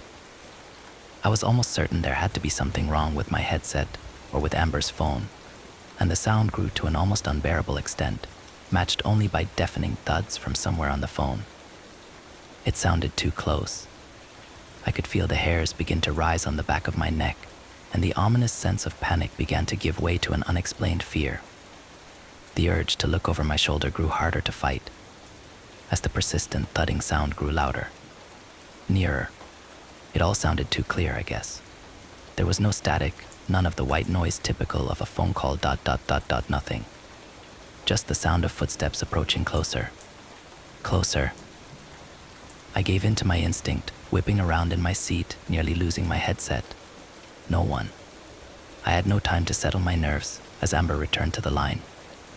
"Are you there?" she whispered, yanking me from my fog and back into the moment. "Why, yes," I replied. I struggled to shake off my fears. Something was very wrong with this situation. Despite my worries, I shifted my attention back to Amber. There isn't any weapon," the girl muttered, "but I have something." There was a pause. "Okay, what do you have?" I asked, realizing my prompt was necessary. A rabbit. A pink rabbit," she said, and even over the phone, I could hear a little embarrassment. "My dad gave her to me when I was little," she sniffled. He said she would keep me safe." I didn't know what to say for a moment, but didn't want to miss a beat. "He was right," I said, as encouragingly as I could. "Everyone knows pink bunnies are great protection." I was interrupted. "Amber, I miss you," I could hear a man call from within the house. So the intruder knew her. I furrowed my brow. "Amber, do you recognize that voice?" I asked, hoping she could identify the intruder. There was silence for a moment before her response. IT sounds like my dad ... Why does it sound like my dad?" I blinked. "What do you mean?" "That's my daddy's voice." "Why does it have my daddy's voice?" I didn't know how to respond to that. Hell, I didn't know what to think about. Had his voice? Before I could ask what she meant, we were interrupted by a sound. The thing we heard has taken me years to try to understand. I've come to believe it was that ... thing's laugh. At the time, though, we couldn't know. It was the sound of metal crunching in a car accident as it met flesh, a wet, grinding shriek that shook me to my core. I wanted to vomit, and my vision began to blur ... I can only imagine what it was like for Amber, hearing that all in person. Amber, I panted, my senses returning to me all at once. She barely had time to respond before we heard it. A voice or voices calling for her from somewhere nearby. They spoke as one, all with the same odd and inhumane nature, dripping with malintent. Amber, my blood froze. Amber began to cry, and her cries eventually becoming pleas as she begged for help, her life, her mother, and my intervention. Five more minutes. Just 5 more minutes, I muttered, mentally cursing the timer which displayed the estimated arrival time of the dispatched officers. I prayed it would be soon enough. "It's ... outside ... the room," she whispered, her voice one of utter panic, before breaking into a quiet sob. I silently swore under my breath. "Amber, I need you to hide right now, if possible. The police are 3 minutes away. Stay as quiet as possible." There was no response, but I assumed from the shuffling sounds I could hear that she had gone back under the bed. For a few moments there was silence, then Amber spoke, and my heart dropped. "I'm going to die." "You are not going to die." "Amber," I began, worry now audible in my voice. "I promise." It's reaching under the door. Oh my God," she muttered. There was a crash, louder than before, and Amber began to shriek. The noises continued, and it began to dawn on me what I was hearing. It was breaking down the bedroom door. Amber's screams had devolved into horrified babbling and pleas for her life, whatever was on the other side of the door. Her screams were soon drowned out by the same noise as before, that sick fucking laughter. "What are you?" Amber shrieked, loud enough to make my ears ring. "Please, what are you?" "What are you?" it mocked. in a voice that was some sick parody of Amber's. Panic gripped me as I glanced back at the corner of the monitor displaying the dispatched unit's arrival time. 1:36. Please God, let it be soon enough. Amber. Are you there? I called. Amber. As suddenly as it had started, everything went silent. Somewhere in the distance, I heard sirens. I hear them. Amber. Officers are a minute away. Silence. My heart began to sink. Amber, are you there? I could hear something shifting. Breathing. I ... I think it's gone, Amber said. A surge of relief rolled through me, and I let out a sigh and leaned back in the chair. 27, the dispatch time read, and the sirens in the background grew louder. You did very well, Amber. Police are almost there. You did really well. I couldn't think of what else to say. I'd never had a call like this, and something about it all felt so strange. Something Amber had said began to ring in my mind. What are you? Amber, I began. What did you see? I was met with silence. Amber. Amber began to laugh. Amber, I said, my voice pleading. A wave of realization crashing down on me.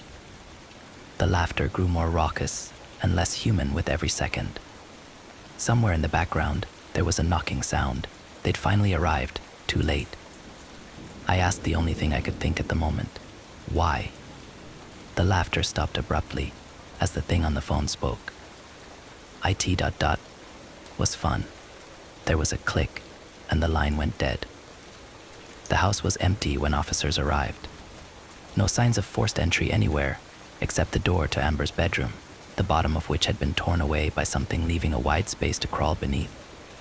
And Amber ... or what was left of her decorated the room. Whatever had been there left nothing behind to identify it, only carnage. The case was never officially closed, and everyone had their theories as to what had happened that day, ranging from serial killers to a bear attack, and everything in between. The call was never made public, not my decision, but not one I necessarily complained about either. I never want to hear that recording again. I put in my 2 weeks' notice that same night, though I never returned to work after that day. I'd been content to try and forget about that call. As callous as it may sound, I was content trying to forget about Amber, to forget ... whatever I had spoken to on that phone, but I don't think it's done with me. Last night I dreamed ... had thought I was dreaming the sounds of footsteps running throughout my house, as something screeched and laughed and mocked me just outside my bedroom door. I stayed in my bed long into the morning, despite the sounds having stopped, paralyzed by a mixture of fear and confusion, until eventually I convinced myself to leave the bed. I crossed the room, cursing every creak the floor made under my weight. I lowered myself to the ground, holding my breath as I peered under my bedroom door. There was something there, but it wasn't moving. I mustered up the little bravery I had left and rose to my feet, my eyes shut tight and a prayer on my lips. I pulled open my bedroom door slightly and stuck my head out just enough to see what lay outside. I stifled a gasp, and tears flooded my eyes as I bent over to pick up the object. Placed right outside my door was a little pink bunny, covered in dark stains. From somewhere within the darkness just beyond the bedroom door, Amber's laughter echoed. Next story. Armadillos, fire ants, barbecue, and a skinwalker. Okay, I have a story about a skinwalker, a sin eater, and a story about both together at the same time. I'll start with the skinwalker and maybe do the other two later on. It was 1995. I had just graduated high school.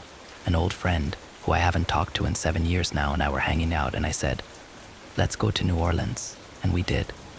We had $140 between us, and back then, that was more than enough. We made it New Orleans, almost died from culture shock, and turned around and headed to Magnolia, MS, to get some sleep. We stayed at Magnolia Inn. It was a shithole, but it was nice and cool. It was May or June. In South MS, cool was the only adjective that mattered.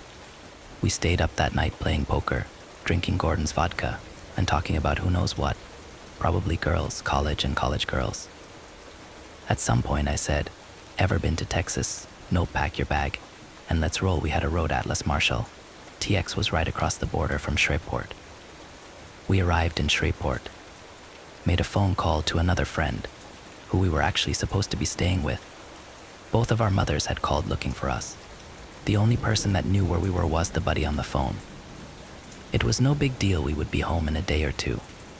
I'm being short on details because if I don't, this will turn into a novel-length story about chasing armadillos and being chased by the boogeyman.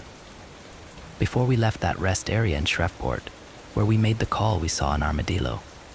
Let me tell you something about armadillos. Those bastards will hiss, jump, and turn into Tasmanian devils if you corner them. They also carry leprosy. We were 18, we chased that armadillo around for an hour.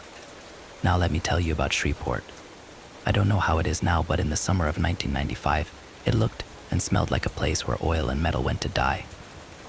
It was dirty. It was a shithole. We crossed a bridge and saw people fishing 100 yards from where a drainage pipe from a factory was spewing forth waste upriver from the fishermen. The locals reminded me of the locals in Adamsville, bald-headed women and cross-eyed men. A lot of bald-headed, cross-eyed kids. I'm sorry, but it was a Rob Zombie movie come to life. I felt like I was going to be raped because I had a full head of hair and could see straight. The best part of Shreveport was an armadillo that might possibly have leprosy. Marshall, TX, was 40 miles away. We rolled on. Marshall was a decent little town, home of the Fire Ant Festival. We stopped at a little barbecue joint and had a Coke, a smile, and some pulled pork.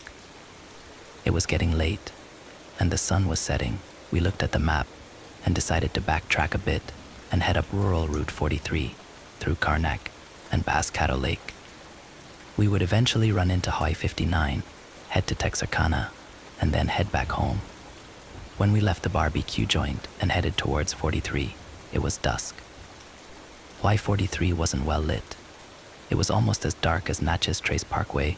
I've got a good story about using a pair of pantyhose as a fan belt for an old diesel Mercedes. Do not ever get stuck on the trace after dark. Ever my friend was driving, and we were doing about 45 mph. Any faster would have been reckless, even for a couple 18-year-old dumbasses. This road was kind of like Christmasville Road. The locals reading this will know what I mean. The non-locals just have to use your imagination. It was dark, winding, full of hills that ended in curves. There were beady and glowing eyes on both sides of the road. You could hear the crickets and the bullfrogs over the sound of the wind rushing by that old Sentra. It was peaceful and creepy at the same time. The humidity was a real thing, tangible. The air was thick. It smelled like pastures, hay, and swamp. We drove for what seemed like hours. It was after midnight, and I saw a sign that informed me that Bivens was the next town of any size. I was hypnotized by the yellow lines on the road. We hadn't seen another car in at least an hour. Sleepy. I rolled the window down and lit a cigarette. There was music coming from the radio, the tape player. It was either Tupac or Bob Seger. I smoked my cigarette, absent-mindedly flicking ashes out of the window.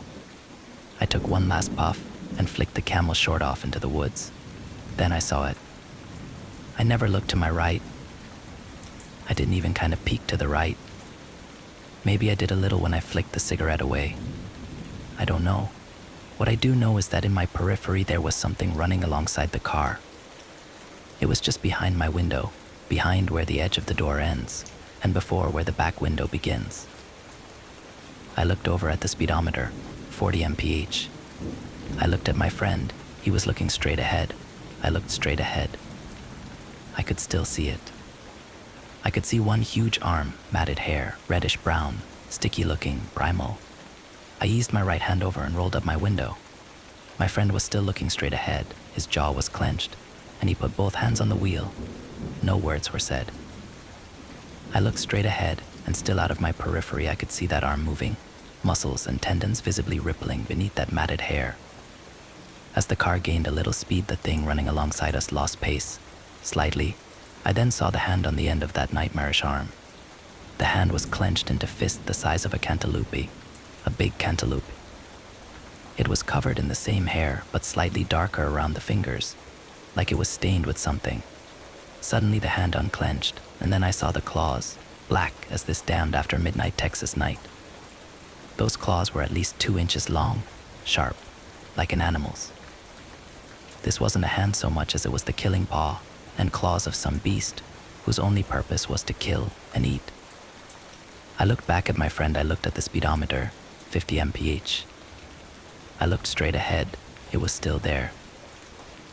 I lit another cigarette, didn't roll the window down, and simply said, shit, the music had stopped. I finally broke the silence and said, hey, do you? And before I could finish, my buddy said, I see it. I've been seeing it. I can't even see you, but I can see whatever the hell that shit is. How much do you see? More than I want to speed up, John. Just speed up. It can't keep up forever. I looked over. 55 mph, whatever was chasing us, silently, was starting to lag behind. I finally looked to my right. Just a bit. Imagine the scary part of the movie where you put your hands in front of your face but still peek through. In 37 years, I have 2 regrets. One is picking up that first cigarette, and the other is me looking to my right that night. This beast was huge. Its chest was above the top of the car, and all I could see was that matted reddish-brown hair. Then it bent forward as it ran. I saw the face of this thing. All reality stopped. We were no longer driving down some country road in Texas. We were now trying to escape from the depths of a monster-inhabited hell. This thing's face is beyond my powers to describe. It was evil. The eyes were black and the pupils were red. It flashed its teeth at me in a snarl, yellow and huge. Saliva dripped from its mouth. It opened its eyes wide and it looked hungry and pissed off. Then it opened its mouth. The skin pulled back until all you could see were black gums and yellow teeth. Immediately I could feel the car accelerate. Fucking hell, John, just go, I prayed. I cussed. I lit a cigarette. Then, like sunshine breaking through the clouds, the road straightened out. Don't you slow down. We drove through Bivins, and we drove to Texarkana. Then we drove home. We never said a word. It was years later, 11 to be exact, before we ever even talked about it again, and we didn't talk about it much. He said he'd never told anyone, and I hadn't either. I told the story a few years back for the first time while I was parked out on a gravel road, doing the things you do when you're parked out on a gravel road with a good-looking woman. I told it a year or so ago to a couple of kids who wanted to hear a scary story while they sat around a campfire. They didn't sleep for a day or two, but they asked me a dozen more times to tell them the story. I never told anyone until now that I saw its face. I've been scared for my life exactly 2 times. Once was on that road, and once was looking at a grizzly bear in front of me with a terminal velocity-inducing drop to the side of me. Call it what you will. Call it bullshit if you want. But look me in the eyes and let me tell you this story, and you'll know. Never doubt that there are things in this world that defy explanation and logic. The boogeyman is real. Some 16 or 17 years after this happened, I ran across a story and a movie called The Legend of Boggy Creek. Fuck, Arkansas, where the aforementioned story and movie takes place, isn't that far from Bivins, TX, as the crow flies. Invite me over, buy me a beer, sit on the porch with me and I'll tell you the story, over a pack of Marlboros and a few of those beers. Next story. I hunt skinwalkers for a living. For the public, my contact details aren't available. If they were, I'm sure I'd be hit up with many false calls, both on purpose and accidental. My number is reserved for the higher-ups who piece together if my service is needed. And last night it was. Publicly, there were a number of disappearances reported around a little hiking trail in Utah. A terrible thing, but not too uncommon. However, on the social media of the recently missing family and friends, there were some statuses that caught my higher-ups' attention. Some of them posted that during a memorial at the edge of the trails, they felt they could hear their dearly beloved's voice calling to them from the thick of the woods. Though they took this as a sign from God, and hoped that this meant the missing would return, the people monitoring their personal pages felt otherwise, and that's where I came in. Skinwalkers are dangerous. In terms of raw strength, they outmatch us in almost every way, but it's their cunning that truly makes them the apex predator they are. I was called in to investigate as soon as I could. When I arrived, the police were there, the colorful lights bouncing around like a rave show. Leaning against the cars were a number of beat cops, sent there for the satisfaction of the locals that something was being done. I could tell they had a disdain the moment I approached, as this meant their quiet night of fooling around was to be disturbed with actual work. Trail closed, one said, a tone of finality to the words. I was called in to investigate, I shot back. That's our job. Let us handle things here. You can just go home, he replied. The exasperation in his tone told me he wanted me to just leave. Afraid I can't do that, I sighed. With that, he just stared at me. I could see the gears grinding in his head, along with his teeth. He gestured for me to join the rest of them, and I informed them everything I was legally allowed to divulge, that I was sent there from higher orders, and they were to let me do my job. However, a hitch I always run into is verifying the authority. You see, the paperwork I come in with always has no contact information, for obvious reason, but this means I am always faced with skepticism. In the end, I was met with a compromise. I could go in, but I was to take one of them as a partner to keep an eye on me, and my gun was to be confiscated. I begrudgingly agreed, knowing this was the best I was going to get if I wanted to go in that night. I was left to go into the thick of the woods with my new partner in crime, Austin. If I thought the guys back at the cars were begrudging in talking to me, Austin was practically dragging his heels. It seemed obvious that he had the lowest seniority, as he never even had a chance to protest about this arrangement. How long are we going to be out here, he groaned. As long as we need to, I said back, quieter than him. We've searched the trails a dozen times over. You're not going to find anything, he protested. You don't know what I'm looking for, I shot back, still at a lower tone. What are you looking for? Then he whined, his voice carrying through the trees. With the way things were going, anything within a mile was going to hear us clearly. He had no tact for being inconspicuous, but I knew asking him to be quiet would be met with more questions, so instead I tried a different approach. Have you heard of skinwalkers? I asked him, breaking him out interrogation. Of course, they're a popular legend around these parts. They're often told to warn hikers not to wander too far. Do you know where they came from? Old native legends. You try and scare me or something? Correct. The legend stems more specifically from the Navajo, a southwestern Native American tribe, I shot back, ignoring his question. He scoffed at this, seemingly not wanting to hear more, but I continued. In the Navajo language, the word skinwalker is yi nagloshi and translates to he who walks on all fours. He grunted at my ignorance of his hints for me to shut up. However, when I talked, he didn't, and I spoke in a much softer tone than he did. I knew he needed stimulation to stop moaning. He was obviously bored and uninterested, so I decided to keep him distracted with a tale. I used to walk some of these trails when I was younger. I grew up rural, so hiking was the #1 pastime for a lot of my friends, and I started. Yeah, a lot of people did. Some pretty popular walks around these parts, he bemused, not yet interested in my words.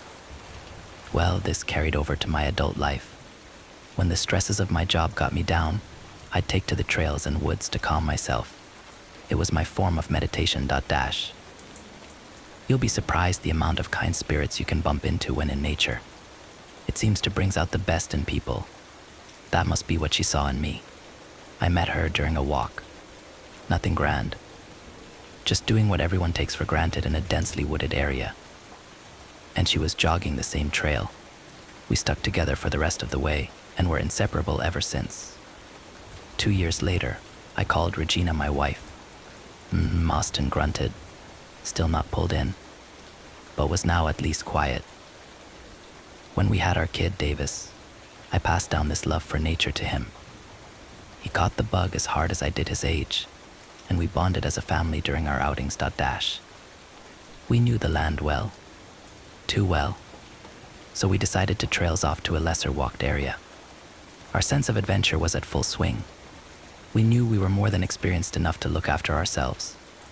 We had many tools to help us if we fell too far from society, but getting lost wasn't our downfall. I carried on. At last statement, Austin's brow furrowed. Now, I knew I had his attention. Though he didn't say anything, I felt he wanted me to go on. We'd set up camp. It was quiet. A serene peace at first. But it was because of that solitude that the sound of a twig snap pulled us from our trance. The more creaks and crunches we heard, the more we realized how unnatural the silence was. It was an overbearing pressure that was only broken by the slowly approaching snaps of sound. The closest we heard it was the perimeter of our camp, and it stopped. We eventually settled down, but we never lost the feeling of being watched. I could hear the breaths through Austin's nose. Whether it was from exertion or anticipation of the story, he would probably never tell me the truth. The day after, things felt tense. We carried on with our excursion, but our backs always felt prickled with feelings of tension. It only took one lapse of judgment, and it was ironically when nature called. My son, Davis, just wanted to go potty. He told us he needed to go before sleep. So we let him out, autopilot in full swing after a heavy set of mental fatigue. It didn't take long for us to realize our error, but that was all it took. We slipped out our tent and cautiously made our way to our designated toilet area, and Regina quietly called out for Davis. He didn't answer. All that could be heard was our increasing breathing as panic started to set. But it was quickly broken by a meek voice calling out. I paused, purposefully. I could feel Austin's gaze on me while he waited for more, something I withheld. Eventually, he burst out saying what happened next, seemingly out of impulse. I smiled, lavishing his attention, and carried on. It's okay, Regina. I'm right here, Davis exclaimed, jovially, as he slowly stepped half into the light of the campfire. Thank God, Regina soothed, rushing over to scoop him up in her arms. By the time I realized what jarred me, it was too late. What fun I was having scaring this fully grown man was gone by this point. This is the part of the story I hated telling the most. I didn't even wait for a response before going on. Davis' arms shot out, sharper than they had any right to be, and pulled her, torso first, into the darkness behind. Watching this, I froze, the words Davis spoke ringing in my head. Davis never called us by our names. I was kicking myself that I should have known sooner. I gritted my teeth. Even though I'd told this story many times before, to prepare people for what may come, it never got easier to tell. Still, I felt obliged to finish my story. I wanted to go after them. I wanted to rush in and pull them back from the brink of wherever they were. They supported this idea, Regina and Davis whining out for me to come to them, to save them, to join them. But their cadence was off, their emotions absent. I knew it was a trap, so I just dropped down and wept. All that lay after I finished the tale was silence. Austin's pace slowed as his mind deliberated on the information I spoon-fed him. I could practically see the cogs turning in his head while he weighed the words I said on his scales of skepticism. Another toll on his mind was that I'd distracted him enough to the point that we were far into the appointed trail I was to investigate. When I figured he'd reached an acceptance that he was stuck with me, I started asking questions about the case. I asked about the victims, where they went missing, when it happened, what's been found. I got him to put pockmarks on my map, and that gave me some set areas to search. And search we did to the moans and complaints from Austin for 2 hours. I did my best to ignore him, and was quite casual in my work, until I found something small and white poking from the ground, quite a ways away from the trail, a small piece of bone. I immediately hushed him in a serious tone, and he took note. A reaction that was seemingly instilled by the mood I said earlier. I inspected it carefully, trying to figure out its origins. The serious look on Austin's face washed away immediately when he saw what I was looking at. You got worked up over that? A piece of chicken bone. I ignored him while I surveyed the ground for more. He sighed and resigned himself to just stand there. But I had a new objective. Follow the trail of bone fragments. There were more scattered in one particular direction, and if I was careful and observant, I would find another piece, then another, then another. Eventually I found its origin. A body. However, it was not recently departed. The body before me, clad in torn, colorful ribbons of hiking gear, had been there for a number of months, maybe years, old and decayed. He cop turned his head at this. Great, more paperwork, he must have been thinking. Finding a body this old is nothing but a headache for authorities. A cold investigation of wasted time lay before his feet. But I could recognize the work of a skinwalker anywhere. Knowing Austin would not take what I told him 100% seriously, I gave him the most simplest of instructions. Austin, I want you to keep a lookout for something that looks like a hollowed-out dog. Can you do that for me? Sure, whatever, he sighed, in acceptance. I took to investigating the body closer. The skin being removed completely was the first thing I noticed. But when I inspected the bones, I noticed they had been scraped away. Not gnawed or chewed, but scraped. Oh no, I thought. Quick, I yelled to Austin, and I reached into my pack. Put this on. I held out a mask, similar to the one I was putting on myself at the same time. I was obviously met with apprehension, but my tone got to him on top of my own urgent actions, and he followed suit. And just in time too, as an ominous, obsidian cloud blew in around us. I forcefully covered my face in reaction. What is this? Austin blurted, muffled by the mask. Though I could tell he wouldn't believe me, I told him that skinwalkers make poisons from bodies. I knew he'd deny the part about the skinwalker, but he couldn't deny the danger around him. I slipped my hand behind me and pulled out my small blade. A needle-thin, stake-like dagger. A crisp sheen flickered from its polished silver metal. I squinted over to see Austin withdraw his pistol. I knew it wouldn't work. However, I didn't want to discourage him, since I knew it'd still help as a distraction at best. What I also saw was that he didn't cover his face when the cloud blew in. Something I felt I shouldn't have had to tell him, but he didn't figure out in time. He was screaming in pain, rubbing the dust from his eyes, only making it worse since his arms and hands must have been coated by now. Before I had a chance to help him, he darted away, trying to get out the cloud. A rookie mistake. I left after him, at a more cautious pace. I eased my way to where he went, following his panicked shouting. The juxtaposition of not believing what I told him to being attacked seemed to have sent him in a bit of a frenzy. Though his skepticism was still apparent as he called out to his assailant, like they were a human. Give yourself up, and you will be shown proper treatment, he screamed. A terrible bluff. I got him. Over here, I heard me say, which flipped his mood immediately. Thank God. They're gonna pay for this, he said threateningly, through a grin, and shot off towards my voice. Except it wasn't me who said that. I didn't get a chance to stop him before I heard him jump into a nearby bush, followed by horrific screaming. It echoed around and faded away at frightening speed, further into the wooded area away from where I was, trying to avoid me coming in to help. At that, I stood up, sighed while stretching my aching limbs from all that sneaking, and got to work. Knowing I wouldn't be disturbed, I casually made my way around and set up wards all around the main trail. I saw some side trails, but ignored those. The cheapskates only paid for the main trail, so they only get the main trail. When I made my way to the edge of the trail, ready to call it quits, I saw them. Two familiar figures with fresh smears of red on their faces and hands. My fist clenched at the sight of them. They don't have to do any threatening movements to provoke me, because they know how to get to me.